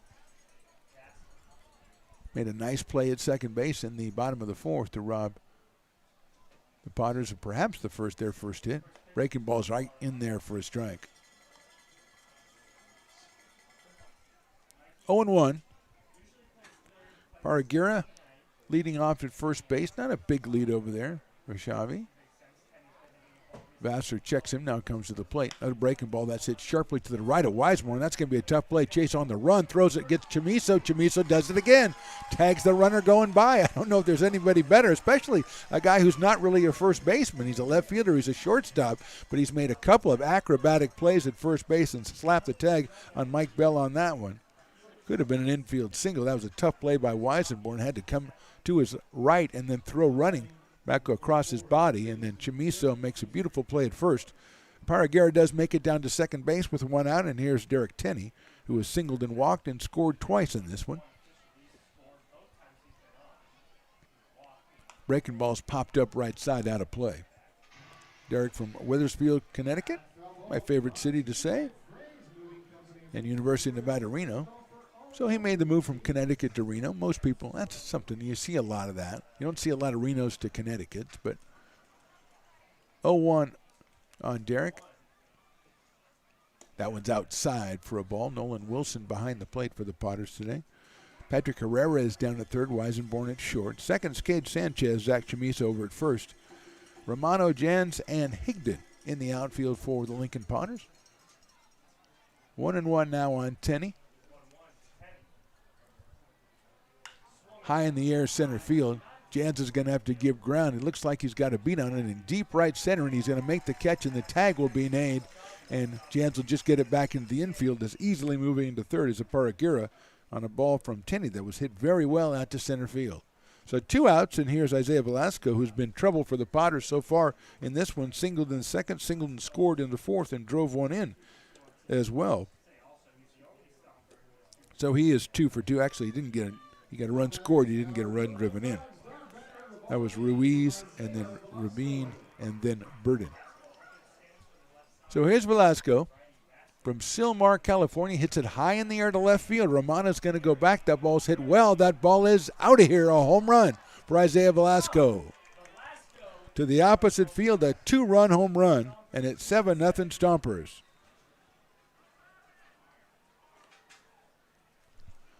Just got all of that one to left field. Romano went down, ran out of room very quickly. As Velasco, the second home run for the Stompers today, and they lead it 7-0. And here's Jose Ruiz. Velasco seems to have reacted badly to being the dueling dogs hitter, as he's 3 for 3 with a home run, scored twice and 2 runs batted in. So maybe we'll choose a little better next time. So here's Ruiz. He struck out and has an RBI single, and he takes a fastball at 89 for a strike. Struck out in the second, an RBI single in the fourth for Jose, who's 5 for 12 on the season. Breaking ball swung on and missed, 0-2. Jose from Bakersfield, California, UC Santa Barbara.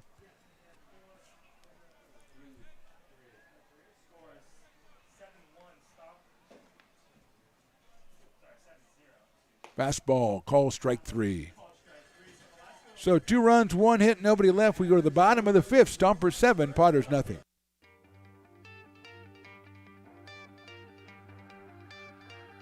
Gooseport Public House.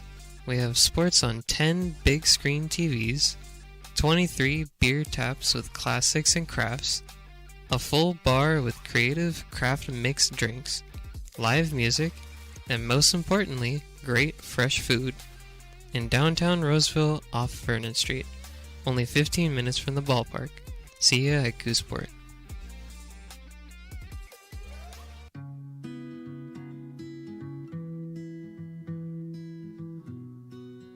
Lincoln Area Archives Museum is the official partner of the Potters 100th anniversary season. The museum is located just around the corner in Bierman Plaza in the center of the old historic district.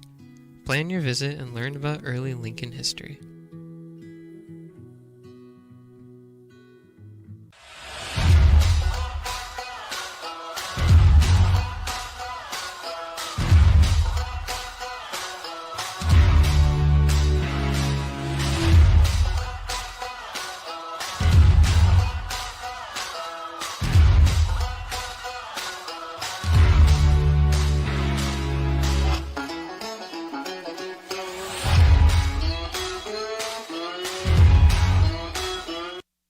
Lincoln Potters baseball.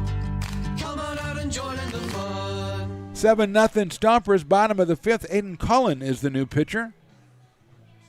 He is out of Garden Grove, California, and Cal State Northridge. The sophomore, 6'1" and 230, comes on, and he's got a tough shoes to fill. His minor went 4 innings, gave up no hits, no runs, walked 2, and struck out 2. So minor was very good, and the Potters are still looking for their first hit in this one. They're going to have to get it off Aiden Cullen because Chase Minor is long gone.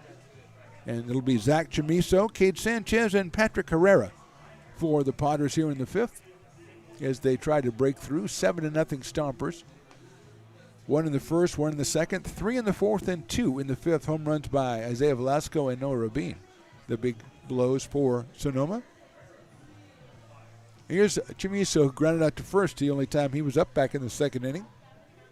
The Lincoln High product from Sierra College. 2 for 3 on Sunday's second game. 3 runs batted in, scored 3, and had a triple. And has made a couple of excellent defensive plays over at first today. One, he knocked down a base hit that didn't get to the outfield, so a runner did not move up a base. And twice he's got the high throws and made swipe tags on the runner coming by. So here is Zach, 295 coming in. 0 for 1 so far. Here's Collins' first pitch. Is popped up left side out of play over by the grassy knoll, which is not as populated today as it has been. But, you know, technically the weekdays are not great days for the grassy knoll. Tuesday's usually not a knoll day. Chamiso, open stance from the left side. Waits for the 0-1. Sails high and outside. 1 ball and 1 strike on Zach. Cade Sanchez to follow, then Patrick Herrera as the Potters try to solve the Stompers. Swinging a slow grounder down the first base line. I think it's going to be foul. 1 ball and 2 strikes on Zach Chamiso.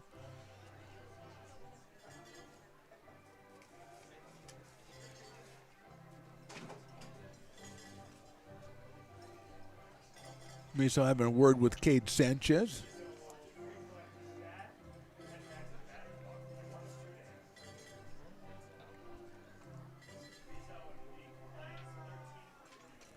Max Manning throwing a couple down in the Potters bullpen. Out of UC Davis, here's the 1-2. Jamiso takes it in the dirt, 2-2. 2 balls and 2 strikes. Still hear some cowbells out there. That's nice to hear here in the bottom of the 5th. Potters got an uphill climb, but they got to start somewhere. Jamiso pops it up down the left field line out of play. So Chase Miner, 4 innings. 7 ground ball outs, 1 strikeout, a couple of pop outs, and a fly out. Jamiso now 2 balls and 2 strikes.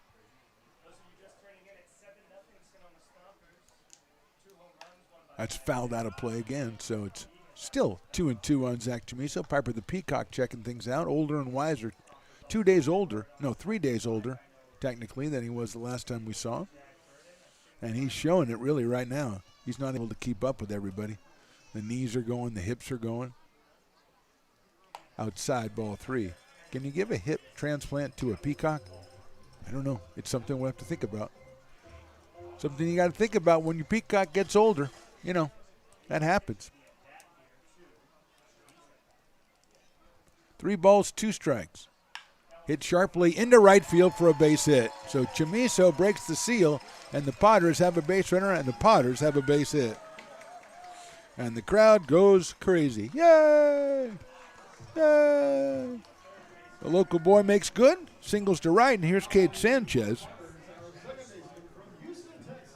Out of Houston, Texas, and Texas A&M Corpus Christi, Mr. Cade Sanchez.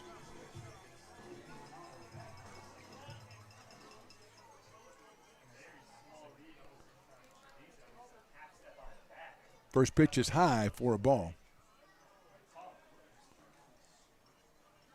Sanchez at 275. 4 RBI in the conference play, but he has, I think, 13 in non-conference play. He had 15 runs batted in going into the game the other night, and he had a 2-run home run. So he steps up here, a 1-ball, no strike count. High fastball is ball 2. That's not where the strike zone is tonight, so that's not going to be rewarded. Patrick Herrera to follow. Potter's just trying to put one foot in front of the other, metaphorically speaking here. 2-0 now on Sanchez. That one's right down the middle at 83 from Aiden Collin. 6'1", 230 out of Garden Grove, California.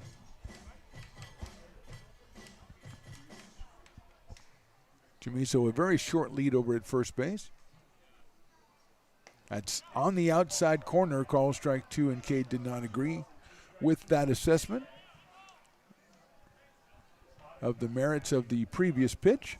So it's now 2-2 on Sanchez.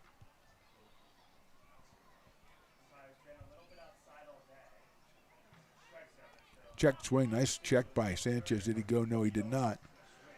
Breaking ball would have been easy to jump at. It was right about at the same spot as the pitch before, but out of the strike zone. So it's 3-2 now on Cade Sanchez. Jamiso, I do not anticipate him going at first base. That's hit line drive right out to center field. Martinez is on the move. He's going to reach up and make the catch. So Sanchez hit it very well, but Martinez flags it down in center field for the first out of the inning, and Patrick Herrera will be the next hitter. Patrick hits a ground ball to third base back in the third, and he is thrown out for his only appearance. Sanchez hit it well, right straight away to center field. Jamiso still at first base, still with the short lead. Herrera and then Ben Romano to follow. Throw over to first base, and that was just wasted energy as far as I'm concerned. I mean, I guess you can pick off a guy who's only one step off the bag if he falls asleep or something. I mean, it's possible, but not likely. Herrera takes a fastball in there for a strike at 84.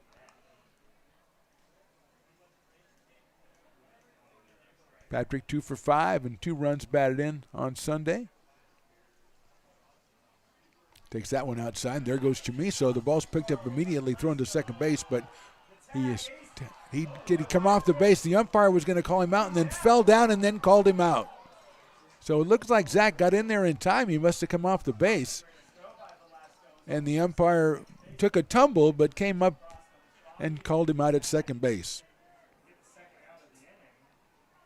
So 2 outs, and Herrera now with a 1-ball, 1-strike count.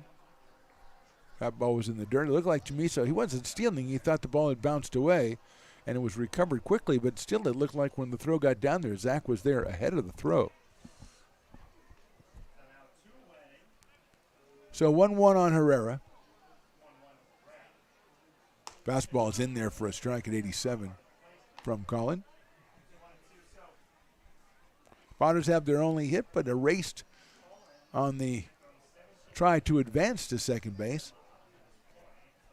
Herrera watches that one go outside, the breaking ball. 2-2.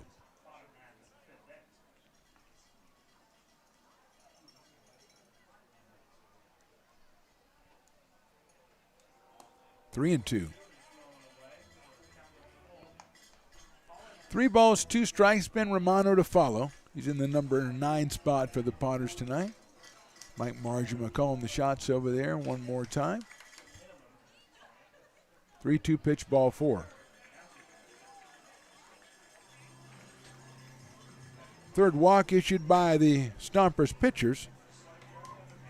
So Potters with a single and a walk in this inning, but still with 2 outs, and Ben Romano coming to the plate is going to have a chat with the Sonoma Stompers manager. We'll take 30, step away. We're in the bottom of the 5th. Stompers lead 7-0.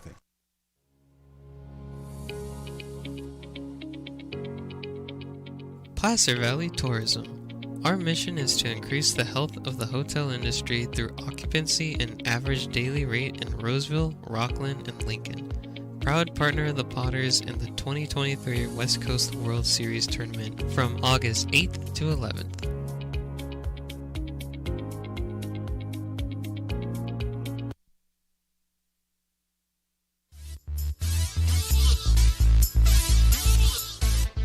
Back to the action here, bottom of the 5th. Ben Romano coming to the plate, walked back in the 3rd inning, did the left fielder from Mendham, New Jersey. Takes a fastball in there for a strike. 0-1 from Aiden Collin, who had the meeting at the mound, or a short meeting at the mound, not really involved. Not much to say, really. Romano takes in the dirt. Nice block back there by Isaiah Velasco, who's got 3 hits, including a home run, and has played some great job behind the plate and thrown out a runner at second base in this very inning. Chase Weisenborn, the top of the order, on deck.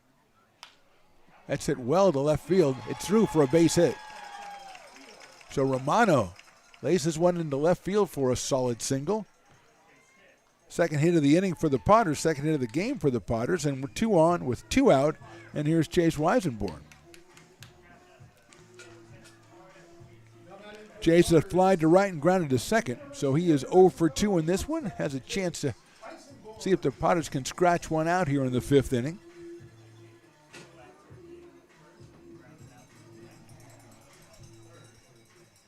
Herrera at second, Romano over at first. That is in for a strike, 0-1. That one I just have to put the shrug emoji on the screen. I wish we could do that. Just paste the shrug emoji up there. 0-1.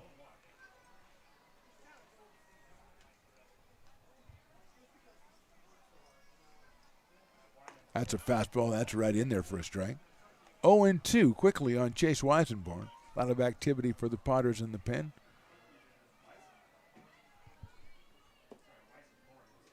Max Manning, as we mentioned. I think there's others up as well.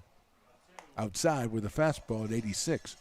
1-2 on Chase Weisenborn. Out of Albuquerque, New Mexico, and the University of New Mexico is Chase Weisenborn, one of our favorites. A returning Potter player. Breaking ball, call, strike 3. So 2 hits for the Potters, but nothing doing. We go to the top of the 6th. Sonoma leads at 7-0. No, I insist. It's your turn. Nope, I think it's your turn. I appreciate you so much. Thank you so much. Go. I appreciate your appreciation. It fills me. Safe drivers save money with Farmers. Just for driving safely? It's a Farmers policy perk. Get Farmers and you can get a safe driver discount simply for having a clean driving record for 3 years. Come on. After you. After you.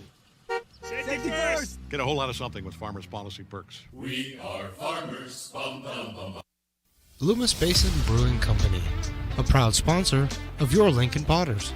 Visit them at 3277 Swetzer Road in Loomis or call 916-259-2739. Being in the market for a new home comes with more than just buying a property. It is finding the right house in the right neighborhood in the right community.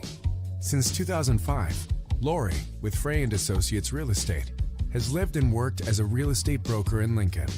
She is passionate about local organizations and volunteers with them as well.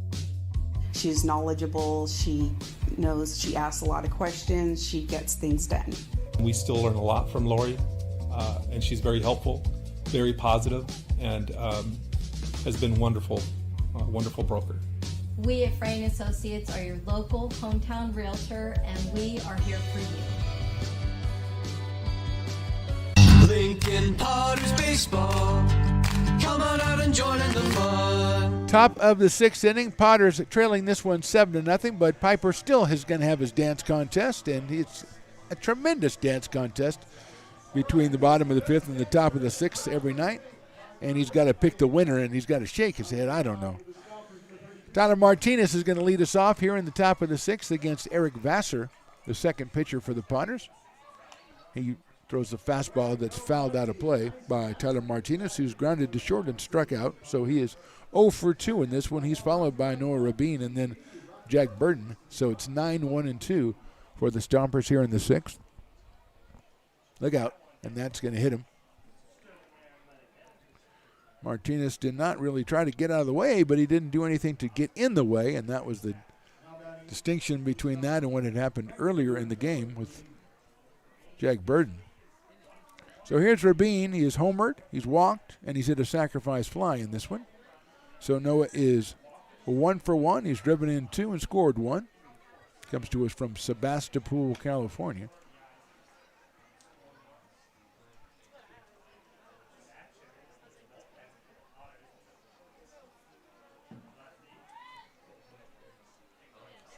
Good lead at first base by Martinez. Here's the pitch. Fastball's in there for a strike at 86 from Eric Vassar to the left-handed hitting Noah Rabin. Kelly went the first 3, gave up 5 hits and 2 runs, struck out 5. Vassar came on in the 4th. He's going to throw to first base. Good throw, but not in time. Vassar's gone 2 innings. Working in inning number 3 here. 0-1 to Noah Rabin. There goes the runner. He takes it for a strike. The throw to second base is on target, but not in time. Perfect throw by Nolan Wilson. Coming over a Weisenborn, applied the tag, but Martinez was just there too soon, which is the problem with stealing. If the guy's already there, it doesn't really matter what you do. So 0-2 on Noah Rabin. Left-handed hitting right fielder tonight for Sonoma. Big chopper, that's going to be a tough play. It's going to be picked up by the third baseman. He'll have no play. It's an infield single for Rabin. Moving to third is Martinez.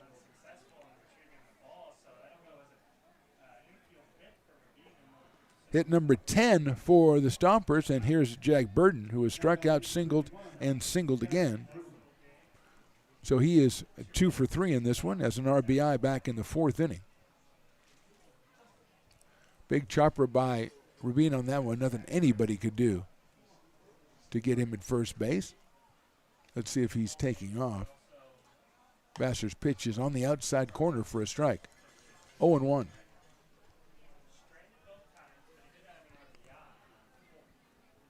Jack came in 1 for 5 so far in the season, so those 2 hits are looking pretty good on the resume. Hits that one down the left field line. It's going to be out of play over by the grassy knoll, and people have shown up to the knoll. I guess they heard I said there weren't many people there, and so they've come in and go, I don't even want to watch the game. I just want to go sit on the grassy knoll, which I understand because it's a great place to watch anything. 0-2 now. Omar Gastelum is on deck after Burden. High fastball, 1-2.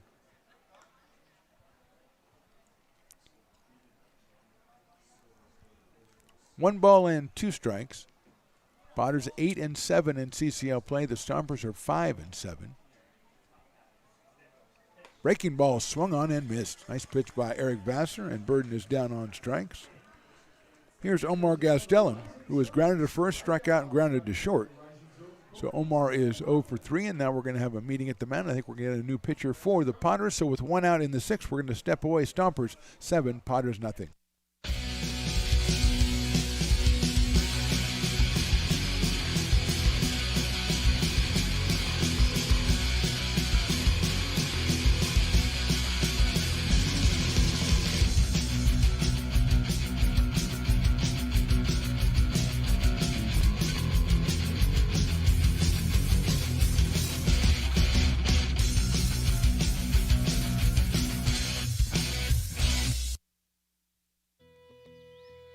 It begins on the farm, where hard work breeds motivation.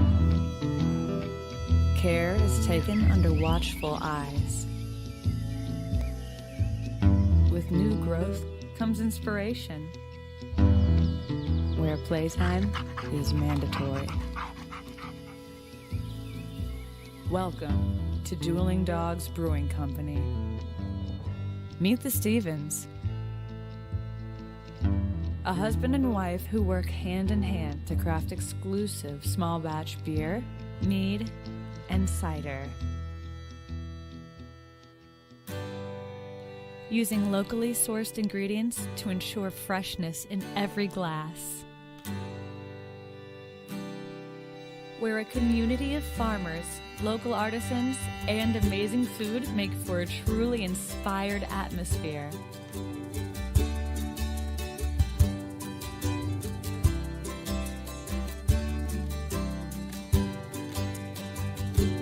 At the end of the day, we know the value of hard work. The families it unites, it's in the pride we take, the stories we tell, and the best friends who are cherished. Dueling Dogs Brewing Company.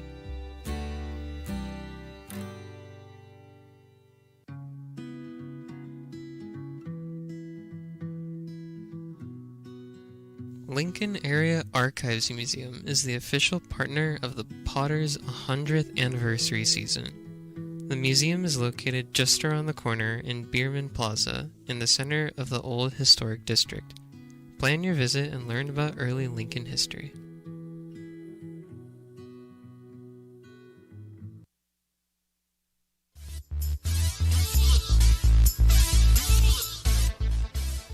Back to the action, top of the 6th here. Max Manning is the new pitcher out of Larkspur, California, and UC Davis. Max making his 3rd appearance in conference play, 2 innings and 2 hits. He struck out 1 and walked nobody. He closed out the game on Sunday, pitched an inning of scoreless relief in the Potters' 12-2 win over the Admirals on Sunday in Game 2 of that doubleheader. So he'll face Omar Gastelum here with 2 on and 1 out. Runners at 1st and 3rd. Martinez was hit by a pitch, stole second, went to third on the infield single by Noah Rabin, and Noah is over at first base. So the left-hander Manning to the plate on Gastelum. Fastball, strike 1, 86 for Max. Xavi Parraguirre on deck for the Stompers, who enjoy a 7-0 lead, trying to add on to it here in the top of the 6th. And they throw over to first base. Back is Rabin.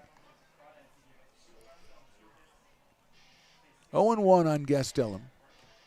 2 teams meet again tomorrow in Sonoma, and then back here on Thursday, 6:35 first pitch.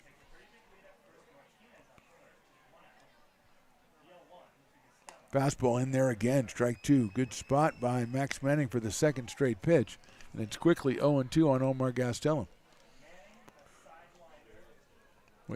Potters are down 7-0, but fans are still taking advantage of 2 for Tuesday, and I consider that very Lincoln-like. Good lead at first. Here's the pitch outside. Try to go for that same corner, then a little bit further outside for Max Manning. So 1-2 on Gastelum. Omar 0 for 3 in this one so far.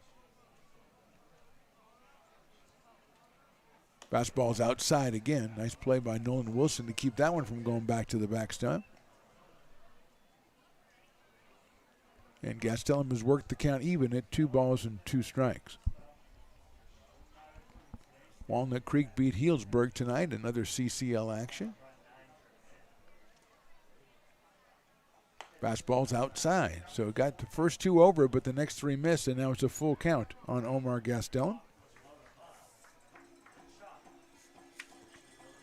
Omar from San Jose State University, 6'3", 215 pounds. 3-2 pitches inside, ball 4, and here comes the runner down from third. As the ball goes to the backstop, he will score on the wild pitch. So Martinez scores. It's a walk to Gastelum. Had him 0-2 and lost him.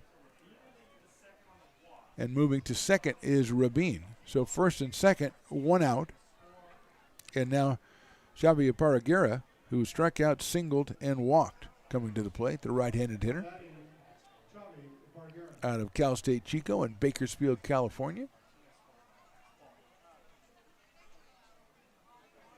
Fouls that one off on a fastball from Max Manning over to our right. So it's now 0-1.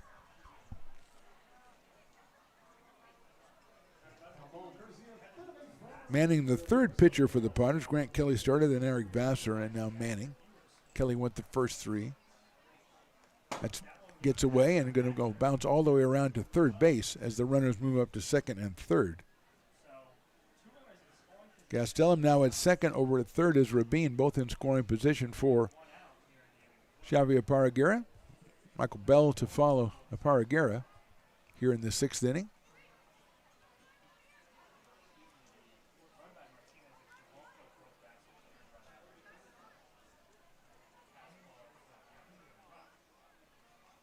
That's lined into left field, a clean base hit. A run's going to score. They'll probably hold the second runner at third. They do. It's an RBI single for Parraguera and 9-0 for the Stompers.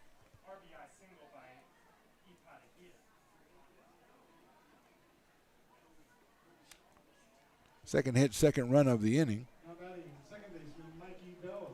And here's Michael Bell, who's fly to right, struck out, and grounded to short. So Parraguera picks up his first RBI of the night. A solid line drive right past third baseman Patrick Herrera into left field. First pitch is in there for a strike from Max Manning. Parraguera at first. Over at third now is Gastelum. 0-1 pitch coming up to Bell. Fouled back to the screen, so it's 0-2. Something came flying off the screen. Hopefully it wasn't one of our cameras. I think it was a cowbell, perhaps. That's a flying cowbell. And so they're going to retrieve that. You can see behind home plate. A kind soul retrieve. No finder's fee for the cowbell? Come on. What kind of country is this? 0-2 pitch. Grounded down to third. The run's going to score. They're going to go to second for 1. Try to go to first and not get the double play. So it's a fielder's choice for Bell. He gets himself an RBI as Gastelum scores. The Parraguera is erased at second base on the fielder's choice. So 2 outs, 10-0 now in favor of the Stompers. And here is Derek Tenney. Tenney is singled, walked, and fly deep to center field. So he is 1 for 2. Has scored 2 runs. 2 of the Sonoma 10.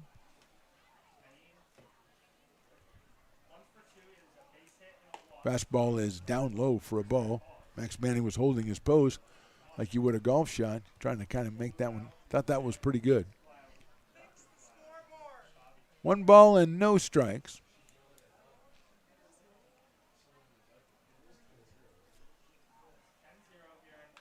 Fouled back to the screen. 1-1. 55 pitches. Well, actually, Manning just came in, so probably not 55 pitches for him. Counting the ones from Eric Vassar, we probably got to 55 in relief of Grant Kelly. That one misses outside. Manning, the left-hander, coming kind of three-quarters, dropping down, maybe a little even closer to sidearm on that one, sailing it outside.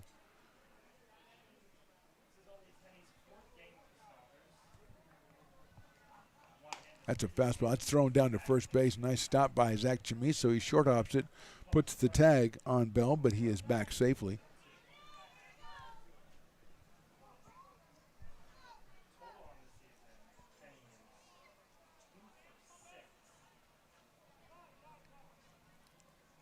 Time was called. I think Tenning maybe got something in his eye, but he's fine. Scoreboard says 2-2. I think it is 2-2. Yep.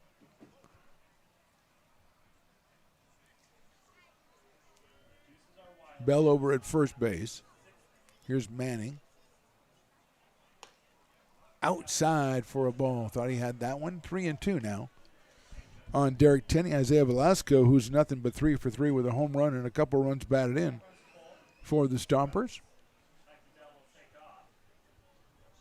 Bell will leave at 3-2. There's the pitch. It's hit sharply right out to shortstop. Weisenborn's going to have to go to first, and he does. And no, Chamiso drops the ball at first base.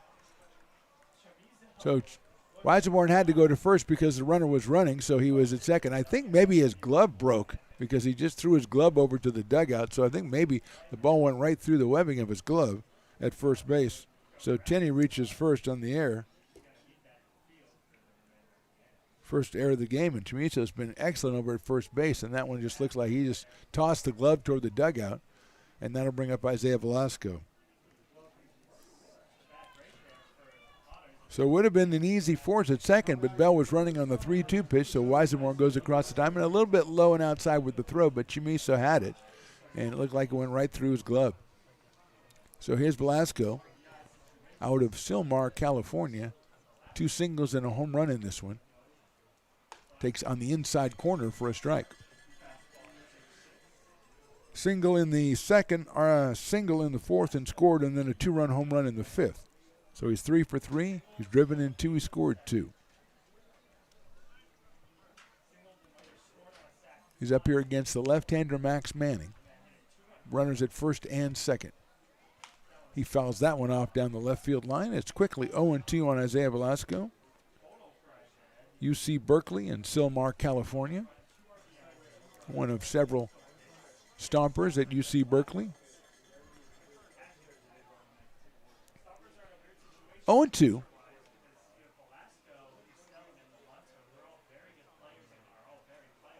That swung on and missed. Kind of got surprised by that one. 3 runs, 2 hits. They leave a couple. We go to the bottom of the 6th, and Stompers lead at 10-0. It's all you. No, I insist. It's your turn. Nope, I think it's your turn. I appreciate you so much. Thank you so much. Go. I appreciate your appreciation. It fills me. Safe drivers save money with Farmers. Just for driving safely? It's a Farmers policy perk. Get Farmers and you can get a safe driver discount simply for having a clean driving record for 3 years. Come on. After you. After you. Safety first. Get a whole lot of something with Farmers policy perks. We are farmers. Bum, bum, bum, bum. Loomis Basin Brewing Company, a proud sponsor of your Lincoln Potters. Visit them at 3277 Swetzer Road in Loomis or call 916-259-2739. Being in the market for a new home comes with more than just buying a property. It is finding the right house in the right neighborhood in the right community. Since 2005, Lori with Frey & Associates Real Estate has lived and worked as a real estate broker in Lincoln.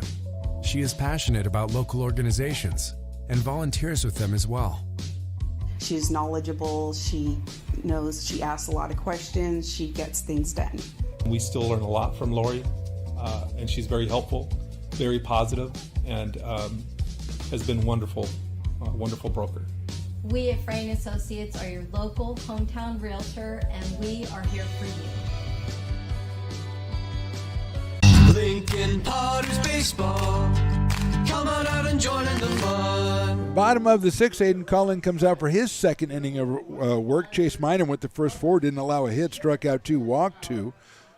Stompers have scored 8 of their 10 runs in the middle 3 innings. They lead at 10-0. Chase Jans, Nolan Wilson, Peyton Brennan, the first 3 hitters for the Potters. As the unofficial mayor of Lincoln, Ray Garcia, comes up into the press box to try to give us his mojo, because we're missing a little mojo today. So let's see if his mojo works better than ours does. Here's Chase Jans, who's popped out and grounded to short.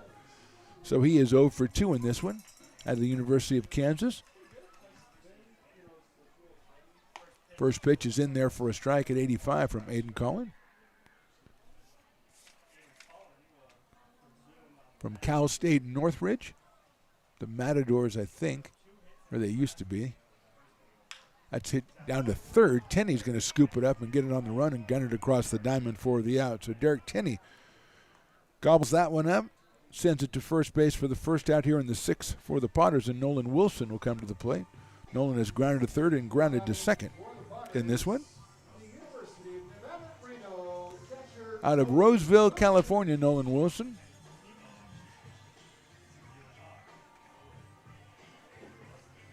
Three for 6 on Sunday with a couple runs batted in.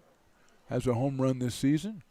Hits that one down the first baseline. That's a fair ball and gobbled up by Aparagera. A weird hit by Nolan Wilson, and it somehow stayed fair. And Aparagera, who's setting a real good record for most 3 unassisted putouts, gets another one for the second out of the inning. And here's Peyton Brennan. Payne grounded out to first base back in the second inning and then walked in the fourth, so he is 0 for 1 in this one. Playing in a couple of big shoulder surgeries for Peyton, and he's back playing, and he's been very impressive for the Potters in a short stint with a couple of home runs and a .429 average.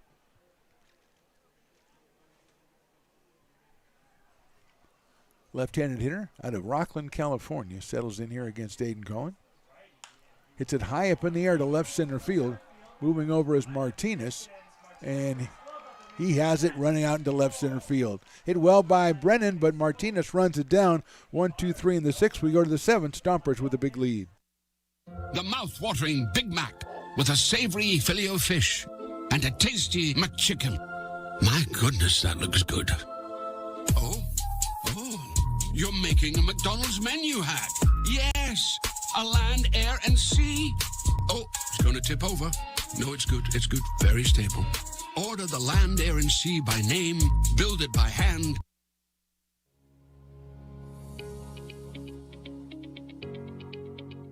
Placer Valley Tourism. Our mission is to increase the health of the hotel industry through occupancy and average daily rate in Roseville, Rockland, and Lincoln. Proud partner of the Potters in the 2023 West Coast World Series Tournament from August 8th to 11th.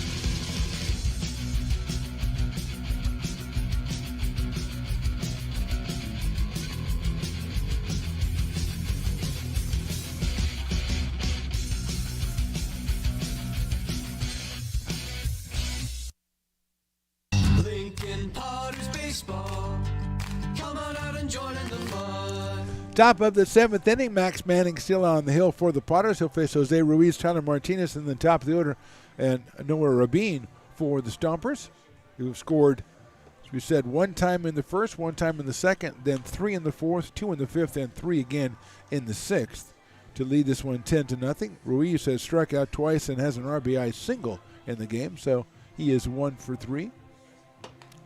As Manning concludes his warm-up tosses, and Nolan Wilson flings it down to second base, and we are ready to go.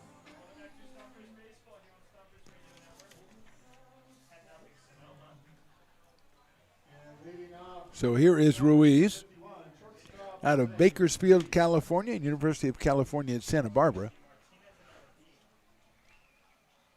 Fastball misses the outside corner for a ball, 1-0. 1 ball and no strikes. on Jose Ruiz. Swings and misses at that one. He had an RBI single back in the fourth. That was between strikeouts in the second and in the fifth. Ruiz came in at 4 for 10 on the summer. 1 ball and 1 strike now on Jose. Watches that one on the outside corner. Nice job by Nolan Wilson. 1 ball and 2 strikes now on Ruiz.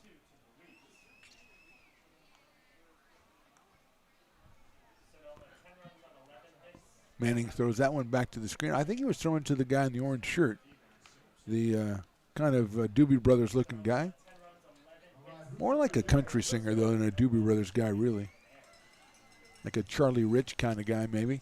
2-2 on Ruiz. Misses the outside corner, brings up 3 balls and 2 strikes.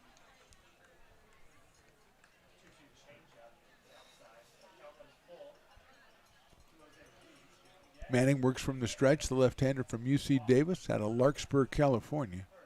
Line drive over shortstop into left field. That's a solid base hit for Ruiz. His second of the game, picked up out there by Romano. Gets it in quickly, and Ruiz has to turn around and go back to first base, but he's got himself a single. That is hit number 11. Make that 12 for the Sonoma Stompers, and now we're probably going to have a pitching change here as Mike Marshman goes out to the mound. We'll step away. We are in the top of the 7th, and the Stompers lead it 10-0. It's all you. No, I insist. It's your turn. Nope, I think it's your turn. I appreciate you so much. Thank you so much. Go. I appreciate your appreciation. It fills me. Safe drivers save money with Farmers. Just for driving safely? It's a Farmers policy perk. Get Farmers and you can get a safe driver discount simply for having a clean driving record for 3 years. Come on. After you. After you. Safety first. Get a whole lot of something with Farmers policy perks. We are farmers. Bum, bum, bum, bum. Have you ever wondered, what is CMN? I thought so. Let me help. CMN stands for Children's Miracle Network, a non-profit organization that raises money for children's hospitals. Locally, UC Davis Children's Hospital is your CMN hospital, the only one in our area. It is a nationally ranked comprehensive children's hospital that provides the highest quality of care to pediatric patients like me. How is this level of care possible? With help from CMN donations. CMN teamed with corporate partners and community donors to fundraise for things like equipment, research, and patient care. All money raised locally during campaigns like this stays local to support children treated at UC Davis Children's Hospital. Sick and injured kids can't wait to get the care they need. And thanks to generous donors, partners, and fundraisers like you, we don't have to. Please give wherever you see the Miracle Balloon, and thank you for supporting CMN at UC Davis. Lincoln Potters Baseball. Placer County's best-kept secret is back for another exciting summer at historic McBean Stadium.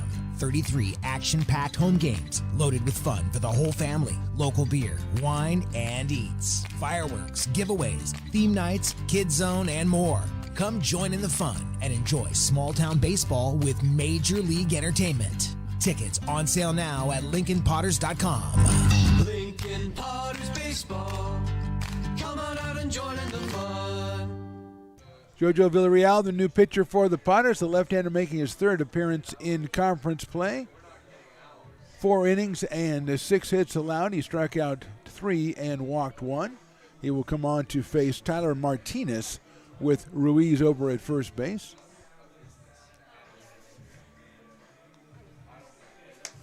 Jojo out of Corpus Christi, Texas, and Grambling State University.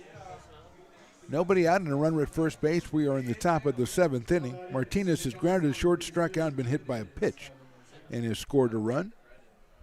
Right-handed center fielder out of Towson, Maryland, and University of San Francisco. Villarreal throws over to first base and almost had a guy picked off, but he didn't.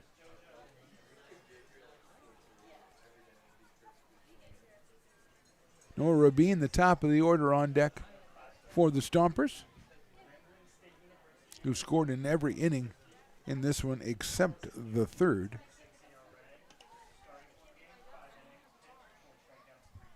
Here's JoJo's first pitch. It's in there for a strike.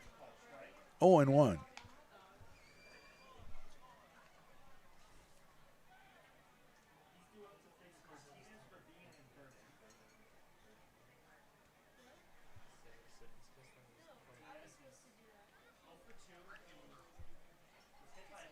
Here's the next pitch. It is in the dirt. Throw to first base is not in time.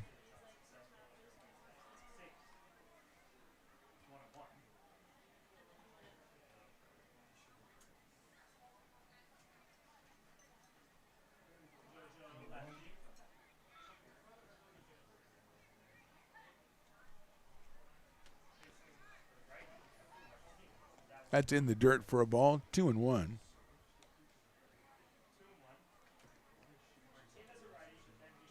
JoJo, last pitch against the Admirals on the 25th. 2 innings pitched, 3 hits, 1 walk. Struck out 2.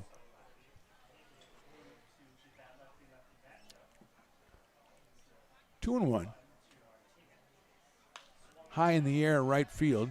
Going out is the second baseman. Coming in is Ben Higdon. He's going to make the catch in short right field as he covers a lot of ground. Got a great jump on that one for the first out of the game, or first out of the inning for the Potters.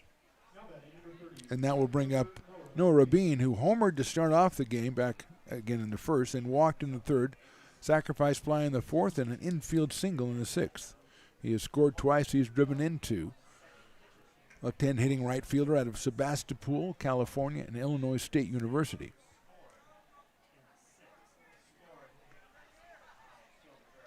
Breaking ball is in there for a strike.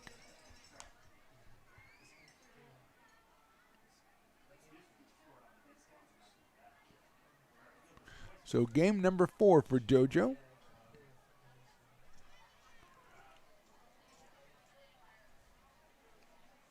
Oh and 1 on Rabin.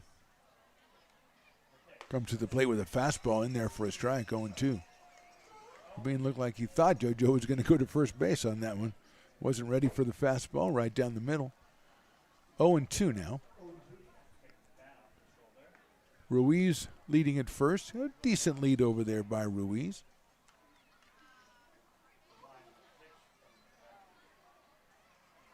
Breaking ball's hit well to right field. Moving over as Higdon reaches up. He's not going to get it. It'll bounce off the fence. Rabin's going to second. Ruiz is going to stop at third, so it's a solid double by Rabin. His second hit of the game, or third hit of the game. He moves Ruiz over to third. And here's Jag Burden. So Villarreal got ahead of him with 2, but then Rabin waited on the off-speed pitch and drilled it to right field over the head of Higdon, who played it quickly out to Karam. Kept Ruiz at third base, but second and third now with Burden at the plate. He struck out twice and singled twice as a RBI back in the fourth.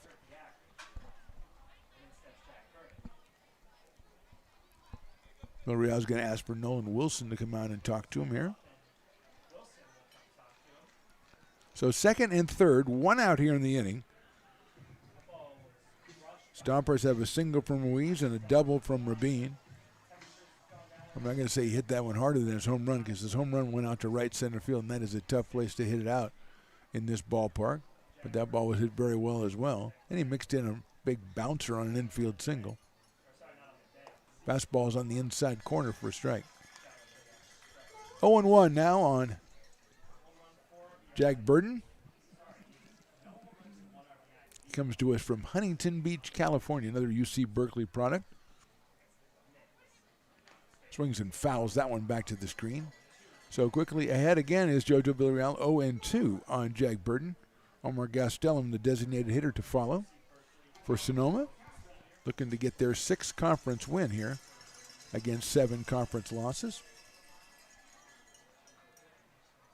Breaking ball is over the head of Burden, and the umpire even takes his mask off to show his displeasure over the placement of that one. But it's just 1 ball and 2 strikes.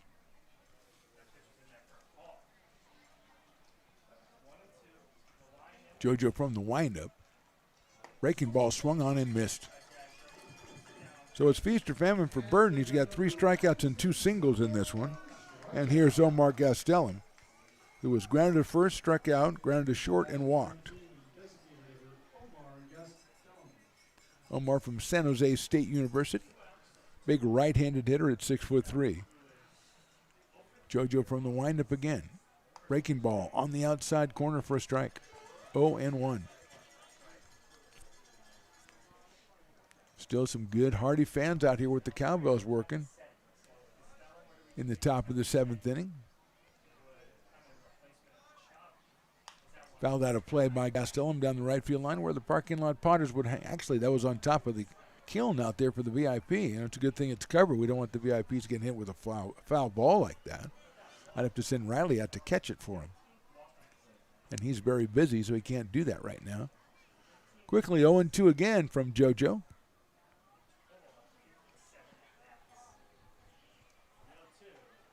Foul back to the screen on a fastball in the outside corner. Stays at 0-2 on Omar Gastelum. Javier Paraguera on the on-deck circle, the number 4 hitter for the Stompers here tonight. Should Gastelum keep the inning going from the Sonoma side? Stompers have activity in their bullpen. Breaking ball just misses outside. 1-2.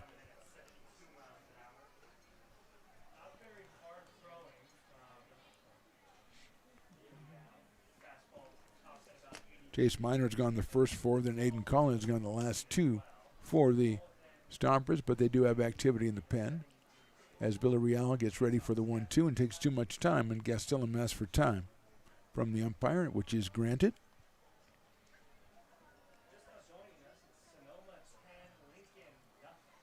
Here's the 1-2 coming up. Breaking ball, call strike 3. So JoJo gets in trouble, gets out of it, gives up the double, but then 2 straight strikeouts. We go to the bottom of the 7th, Stompers with a 10-0 lead.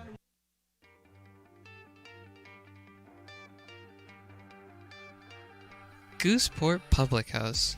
We have sports on 10 big screen TVs, 23 beer taps with classics and crafts, a full bar with creative craft mixed drinks, live music, and most importantly, great fresh food. In downtown Roseville off Vernon Street. Only 15 minutes from the ballpark. See ya at Gooseport. Old Town Pizza, a proud sponsor of your Potters baseball, will deliver you a slice that you won't soon forget. Come see why they've been voted the best of the best 12 straight years. Visit otpizza.net to get yours today. But don't take it from me. I think Old Town Pizza should be expanded through the state or even through the country because it's so delicious. Lincoln Potters Baseball. Placer County's best-kept secret is back for another exciting summer at historic McBean Stadium. 33 action-packed home games loaded with fun for the whole family. Local beer, wine, and eats. Fireworks, giveaways, theme nights, kids zone, and more. Come join in the fun and enjoy small-town baseball with Major League Entertainment. Tickets on sale now at LincolnPotters.com. Lincoln Potters Baseball. Come on out and join in the fun.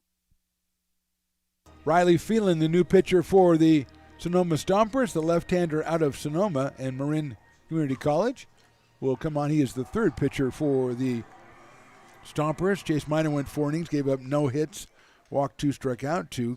Aiden Collins, 2 innings, 2 hits, walked 1, and struck out 1.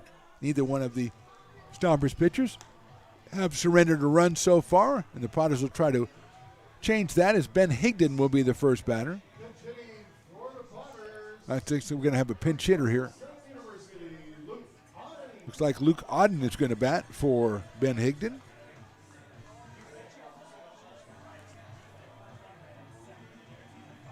So Luke Auden batting for Higdon to open up the inning here.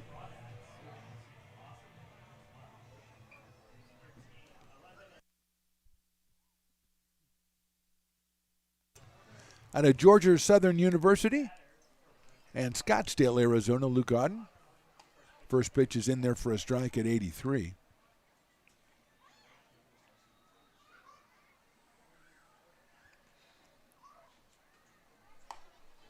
Outside for a ball. This is the 7th appearance for Riley Phelan. He's given up 9 hits. ERA of 5.5. That one is down low.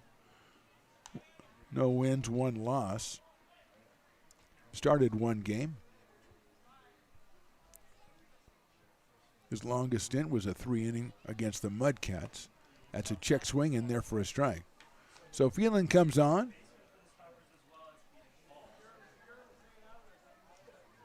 Looks like we have another pinch hitter on deck. I think that's Luke Lavin. Fouled out a play by Auden. On deck to bat for Chamiso.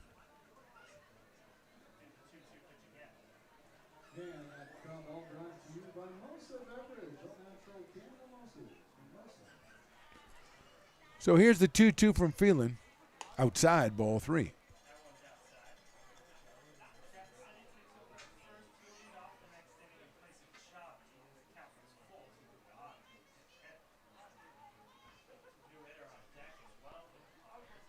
Here's the 3-2.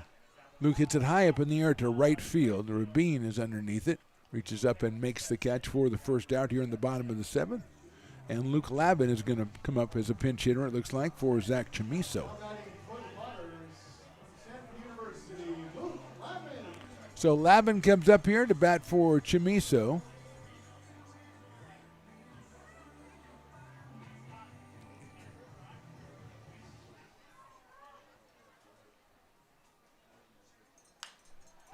It's one on a hop to second base.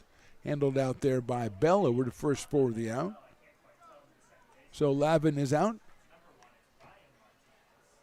Luke came in with a .205 batting average, and that'll bring up Cade Sanchez, who struck out and fly deep to center field.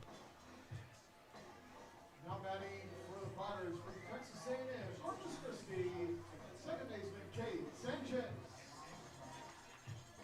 Cade hitting at .325 on the season for the Potters. Takes that one outside for a ball. Has 17 runs batted in on the season, 13 of those in non-conference play, and his single home run as well. Pops that one back over us, so it's 1 ball and 1 strike.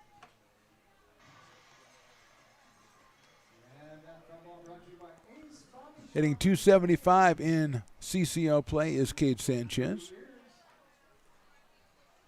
1-1 coming up from Phelan. Hit sharply to the right of shortstop, handled out there by Ruiz across the diamond. It's a high throw, but getting down in time is Paragera over at first. So 1-2-3 for the Potters in the 7th. We move to the 8th with the Stompers on top. It begins on the farm, where hard work breeds motivation. Care is taken under watchful eyes. With new growth comes inspiration, where playtime is mandatory. Welcome to Dueling Dogs Brewing Company. Meet the Stevens, a husband and wife who work hand in hand to craft exclusive small batch beer, mead, and cider. Using locally sourced ingredients to ensure freshness in every glass. Where a community of farmers, local artisans, and amazing food make for a truly inspired atmosphere.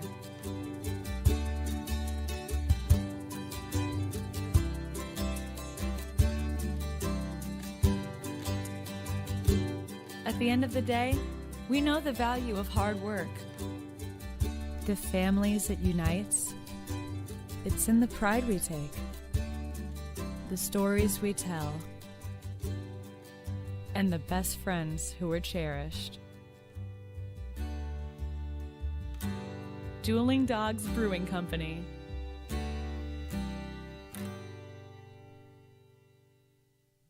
Lincoln Potters Baseball. Come on out and join in the fun. Top of the 8th at McBean Stadium. JoJo Villarreal still out on the mound for the Potters. He came on to end the 7th inning. Xavier Parraguera, then Mike Bell and Derek Tenney, the 3 scheduled hitters for the Stompers.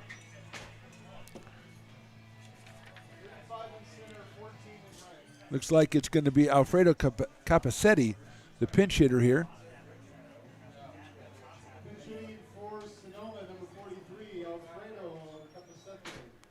So Capacetti comes on for Parraguera, who was 2 for 3. Takes on the outside corner for a strike.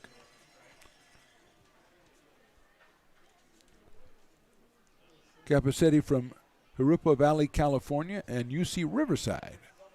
Right-handed hitter. It's in the dirt for a ball, 1-1.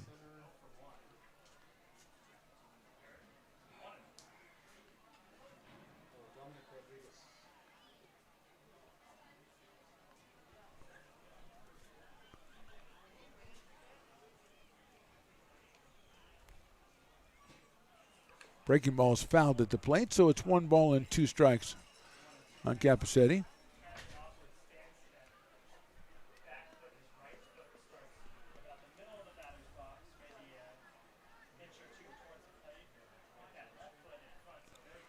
Here's the 1-2 to Capacetti. Watches it outside and low, ball 2. Alfredo just 1 at bat on the season for the Stompers, so he is 0 for 1 on the season. Here's the 2-2 pitch. Breaking ball on the corner, call strike 3. So 3rd straight strikeout for JoJo Villarreal, and Mike Bell is scheduled to be the next hitter. See if this is Mike Bell. I think we're going to have a pinch hitter. It's Ryan Martinez hitting for Michael Bell. Ryan out of Towson, Maryland.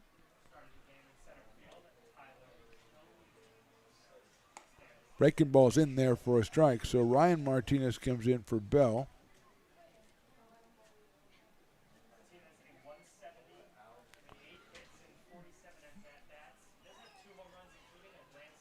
High fly ball right center field, moving over is Auden, and Luke seems to have it in right center field and makes the catch for the 2nd out. Dominic Rodriguez is now in center field for the Potters. Out of Turlock, California, and Delta College. Derek Tenney. It's Hayden Hall going to bat for Derek Tenney. So Hall is the pinch hitter for Tenney. He swings and misses for a strike. So Hayden Hall, Tenney was 1 for 3, scored twice.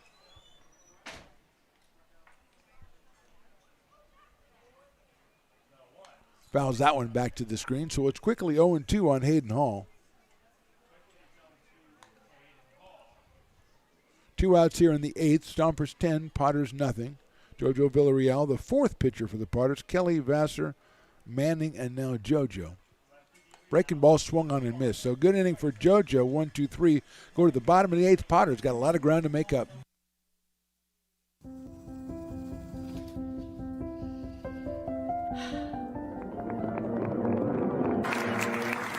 Welcome back, Olympia's 5th grade orchestra. Perhaps there's no place like your home because you made it so at R.C. Willey. Hi, Bill Evans, President of the Placer County Association of Realtors. We're in the store, our conference facilities, an amazing team helps keep together an amazing organization, and we thank them all. This organization can't do what it does and can't run the way it runs without the help of so many members volunteering their time. The success of the Placer County Association of Realtors is largely dependent on our active volunteer members to help our organization and industry. The work of our committees greatly impacts our ability to champion efforts across the board and giving back to the Placer County community wherever we can. Like all service organizations, I wanted to serve. And getting involved with the affiliate committee was the perfect way to do that. I love being able to serve my community with my business friends and other leaders and give back to those who are in need. The thing I love about the PCAR committees is they all work toward the same goal of bringing the community together to support those in need in our surrounding area. I instantly came to the meeting and had a wonderful time, felt like I was a part of something bigger, and it was just the start of my leadership journey.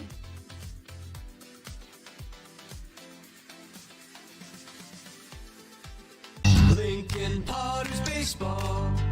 Come on out and join in the fun. Bottom of the eighth for the Potters. Riley Phelan still out on the mound for Sonoma. It'll be Patrick Herrera, Ben Romano, and Chase Weisenborn. Herrera comes in at .333 on the year. Out of Mesa, Arizona, and the University of Kentucky. Riley Phelan, the third pitcher for the Stompers, working his second inning. Herrera has grounded out and walked. Swings and misses at that fastball at 84 from Riley Phelan. So far, only 3 strikeouts for the Stompers pitchers, but they've only allowed 2 hits. Here's the pitch. Outside for a ball. 1-1 on Patrick. 6 for 18 coming into the ball game tonight. Pops that one up right field. Martinez makes the catch out there for the first down.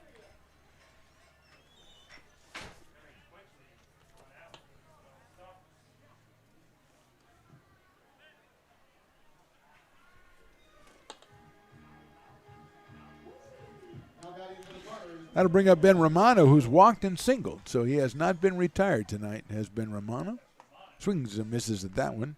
Out of Mendham, New Jersey, and Tulane University.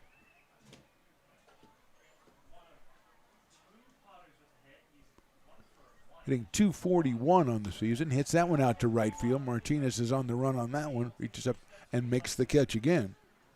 Excuse me, that's Rabin out in right field. He makes his second straight catch. 2-away, and that'll bring up Chase Weisenborn. Chase is flied to right, grounded to second, and struck out. He's out of Albuquerque, New Mexico, kind of like Riley's hero Walter White. Outside for a ball, 1-0 on Chase. Dominic Rodriguez is on deck. 1-0 pitch. Chase takes inside for a ball.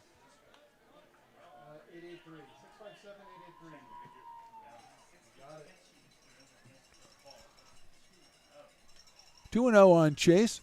Swings and misses and falls down. 2-1. It's that kind of night. It's that kind of night for the Potters. Sometimes you swing and you miss and you fall down. That happens. 2-1.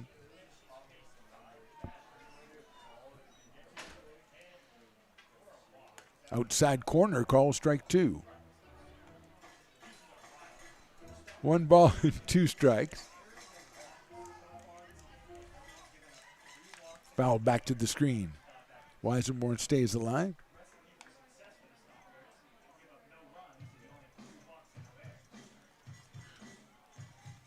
Jays came in tonight at .250 on the season. Takes that one outside for a ball and make the heart skip a beat. That's that outside corner that is sometimes a little larger than others, especially when it's 10-0.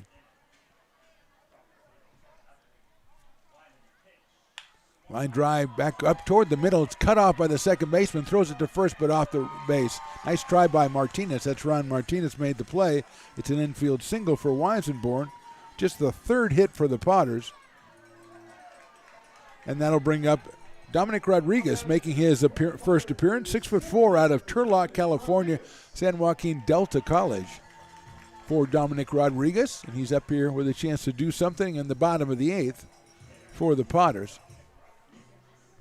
Big right-handed hitter. Wide open stance. Takes a high fastball. 1-0 on Dominic Rodriguez. DR. 6'4", 210 out of Turlock.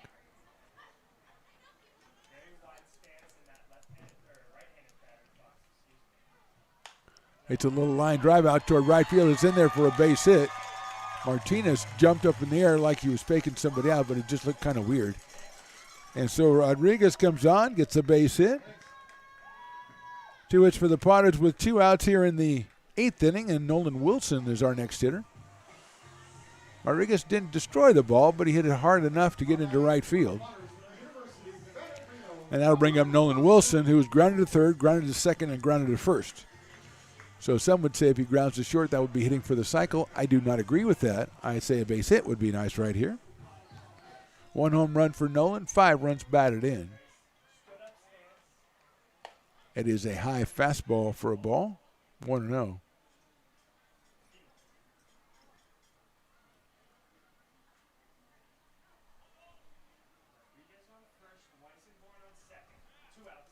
One 0 pitch coming from Phelan to Nolan Wilson, outside 2-0. Nolan came in 7 for 15 on the season with that home run and 5 runs batted in. He is 0 for 3 in this one so far. He's got 2 on and 2 out here in the 8th.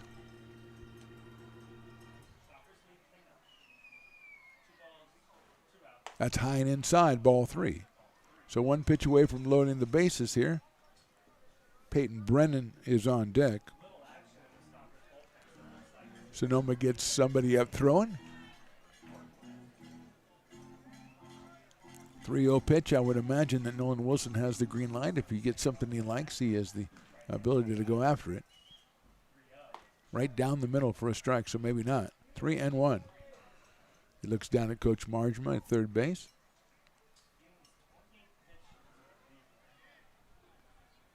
29 pitches for Riley Phelan so far, the third pitcher for the Stompers. 3-1 is popped up. Might stay in play for the first baseman moving over, and he makes the catch right in front of the dugout for the out. No runs, 2 hits. We left 2. We go to the 9th. Stompers 10-0. Have you ever wondered, what is CMN? I thought so. Let me help. CMN stands for Children's Miracle Network, a non-profit organization that raises money for children's hospitals. Locally, UC Davis Children's Hospital is your CMN hospital, the only one in our area. It is a nationally ranked comprehensive children's hospital that provides the highest quality of care to pediatric patients like me. How is this level of care possible? With help from CMN donations. CMN teamed with corporate partners and community donors to fundraise for things like equipment, research, and patient care.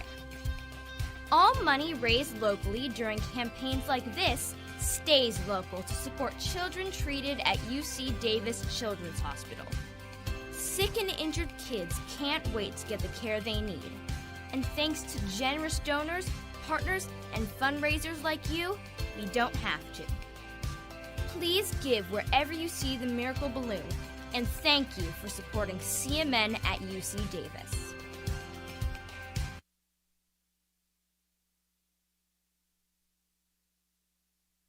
Lincoln Potters Baseball. Come on out and join in the fun. Top of the 9th, Torrin O'Haron on the mound for the Potters. Out of Rockland, California, and Stanford University, as Jojo Villarreal completes his 2-inning stint. A couple of strikeouts, make that 4 strikeouts, and no runs allowed. So Torrin O'Haron comes on to pitch the 9th inning.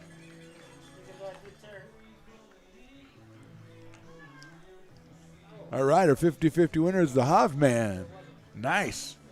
It's a lot of quesadillas right there, Javi. That's all I'm saying, brother. Isaiah Velasco is the first scheduled hitter. And then Jose Ruiz and Tyler Martinez for the Stompers as Torrin O'Haron comes out to the mound. I don't have any stats for Torrin, although I've been assured that he pitched already this year, but I don't see him on the list.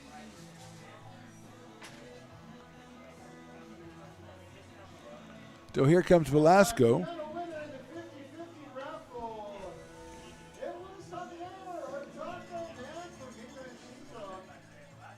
So Velasco, singled in the 2nd, singled and scored in the 4th, had a 2-run home run in the 5th, and then struck out in the 6th, though he is 3 for 4. Left-handed hitting catcher out of UC Berkeley in Sylmar, California.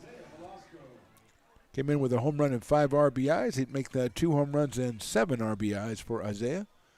He'll be the first hitter that Torrin O'Haron will face here in the 9th inning. That's outside for a ball at 92 from Torrin O'Haron. Another returning Potter, which makes you a Potter legend. Fastball is high. 2-0 on Isaiah Velasco. Jose Ruiz to follow, and then Tyler Martinez.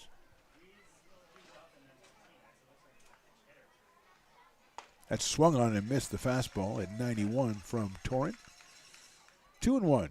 A lot of cowbell still out here for Potter fans. Loyal to the end up here in the top of the 9th inning.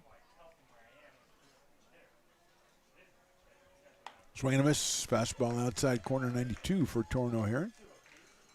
So he threw the first 2 out of the strike zone. Last 2 swung on and missed. Evened up the count at Velasco at 2-2.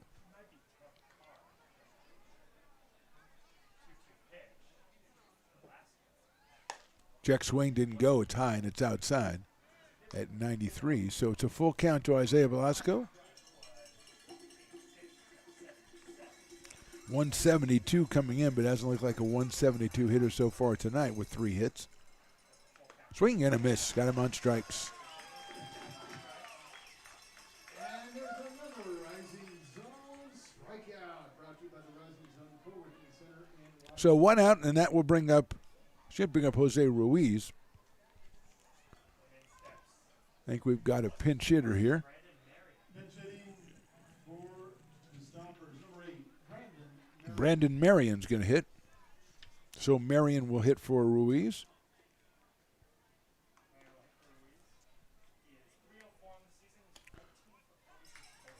Brandon over 300 for the season, takes a strike. Ruiz was 2 for 4, had a run batted in his stint. So Marion takes over. That fastball's in there again, 92. Marion from Brentwood, California, out of Diablo Valley College, out of the Big 8 Conference. Powerful community college conference. 0-2 on Brandon Marion. Chopped out slowly to shortstop. Weisenborn's got it. He's going to have to hurry with the throw, and he got him at first base by a step. So 2 outs here in the 9th inning, and Tyler Martinez is scheduled the next hitter, and that does not look like Tyler Martinez. Number 5, Nathan Brasher is going to hit.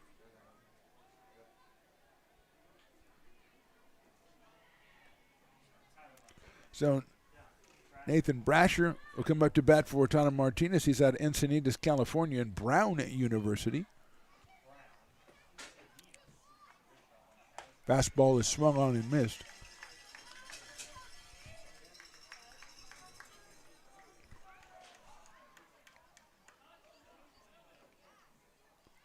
Oh, 0-1 now on Brasher. Fastball on the corner for a strike, 0-2.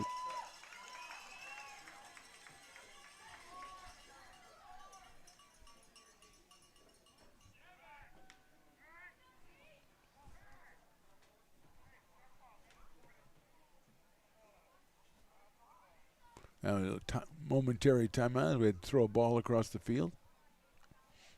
So stop the presses for that. So everything is good. That's our third base ump. That's our guy over there. If he calls time, there's time. That's all I'm saying.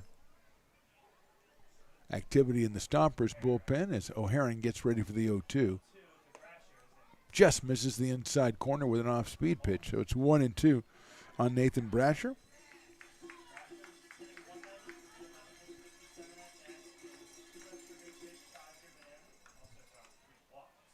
That is a little outside, a little low, so it's 2-0. Excuse me, 2-2.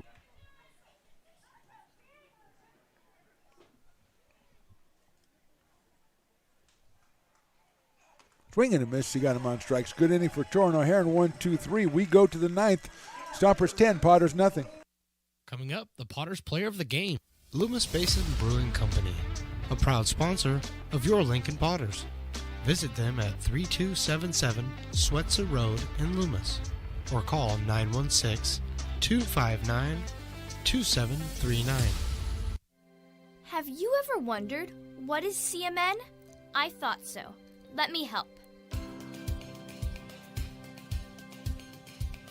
CMN stands for Children's Miracle Network, a non-profit organization that raises money for children's hospitals. Locally, UC Davis Children's Hospital is your CMN hospital, the only one in our area. It is a nationally ranked comprehensive children's hospital that provides the highest quality of care to pediatric patients like me. How is this level of care possible? With help from CMN donations. CMN teamed with corporate partners and community donors to fundraise for things like equipment, research, and patient care. All money raised locally during campaigns like this stays local to support children treated at UC Davis Children's Hospital. Sick and injured kids can't wait to get the care they need. And thanks to generous donors, partners, and fundraisers like you, we don't have to. Please give wherever you see the Miracle Balloon, and thank you for supporting CMN at UC Davis.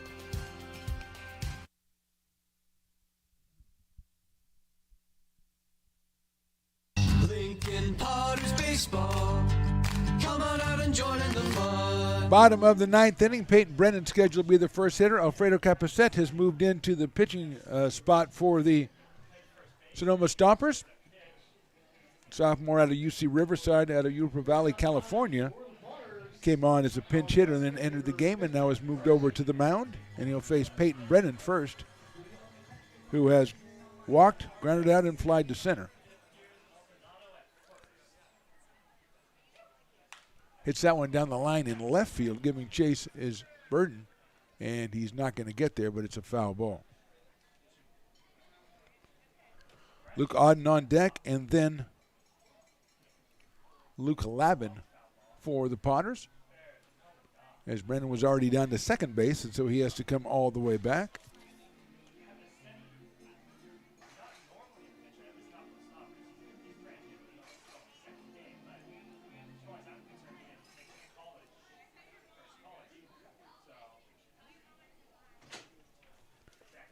So 0-1 now on Peyton Brennan out of Rockland, California. Fouls that one off the umpire, it looks like. So it's 0-2 now on Peyton Brennan. Minor started, then Aiden Collin, Riley Phelan, and now Alfredo Capacet. Fastball misses outside.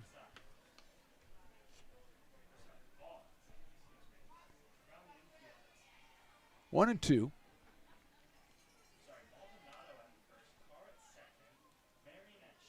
Fouled out of play.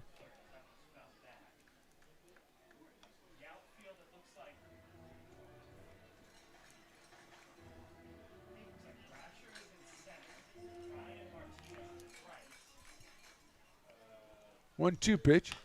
Chopper out towards shortstop. That's Marion who has it behind second base. Throws to first and not in time. Ball got away from the first base, and Brennan gets himself an infield hit. Fifth hit for the Potters, and it'll bring up Luke Auden. Hall is now at third, Marion at short, Carr at second, Maldonado at first.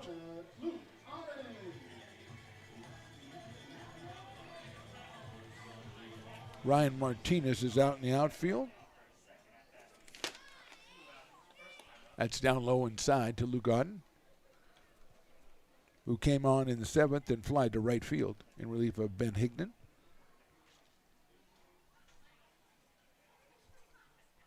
One 0 coming up. Luke check swing, and he's going to call it a strike. 1-1. I don't know if he went around it. It hasn't been called a strike as far as in the strike zone all night, so maybe it was ruled that Luke went around. So it's 1-1 on Auden. Georgia Southern University for Luke. Brennan's down at first base with nobody out. That's a fastball. That's in there for a strike, 1-2. Luke Lavin on deck, and then Cade Sanchez for the Potters here in the ninth. They've got 5 hits.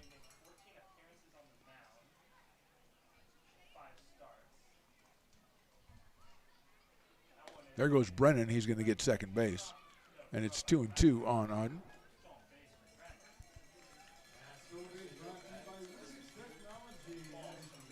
Two balls and two strikes. Nobody out here in the ninth.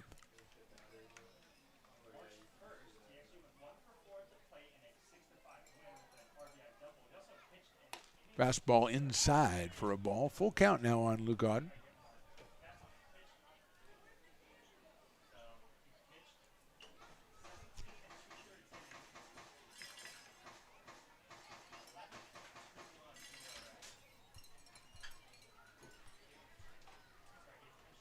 Three-two pitches hit sharply to left to shortstop into center field for a base hit. Brennan's going to round third. He's going to score the throws into second base, and the Potters have broken through. They put one up on the board here in the ninth. RBI single for Luke Auden. He's down at first base. And that'll bring up Luke Lavin. And the hero's welcome for Peyton Brennan on the bench over there from the Potters. Here's Luke Lavin, who came on and grounded to second back in the seventh inning. So he's 0 for 1 in this one.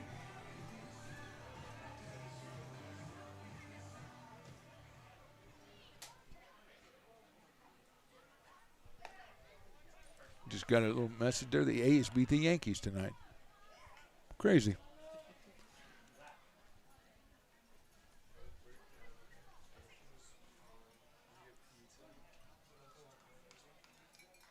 Yeah, Bissett to the plate. Lavin fouls it back to the screen. Comes all the way out to the pitcher's mound.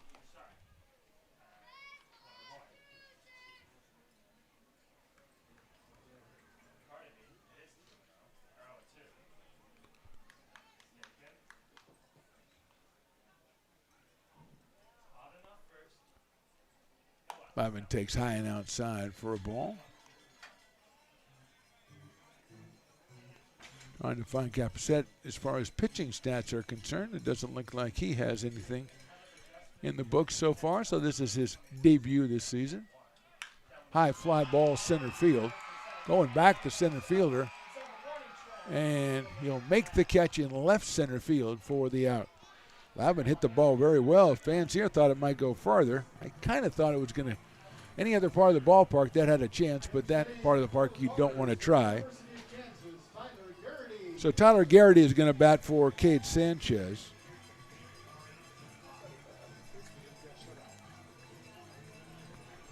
Sanchez 0 for 3 while he was in there.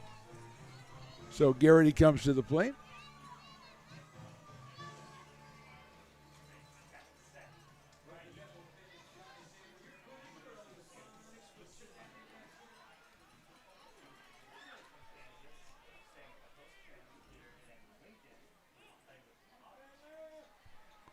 So Tyler Garrity comes up here, lines one at the third baseman. Nice diving catch, throws across the diamond at first, and a double play, and that's your ball game. Somehow it seems pretty fitting that that's the way it ends. Potters put up one in the ninth, but the final in this one, Sonoma wins it 10-1. Potters drop to 8-8 in conference play. The Sonoma Stompers go to 6-7. These two teams will meet again tomorrow when they go to Sonoma, and then back here on Thursday. Story of the one tonight, Chase Miner goes the first 4 innings, gives up no hits, and the Sonoma Stompers put 5 runs up on the board in the first 4 innings, and the Potters never really in it after that. So once again, these two teams meet again tomorrow in Sonoma. They are back here on Thursday, 6:35. Check us out there on our YouTube channels. Our final score tonight, Sonoma Stompers 10, Lincoln Potters 1. Thanks for watching. We'll talk to you next time on the Stones Radio Networks.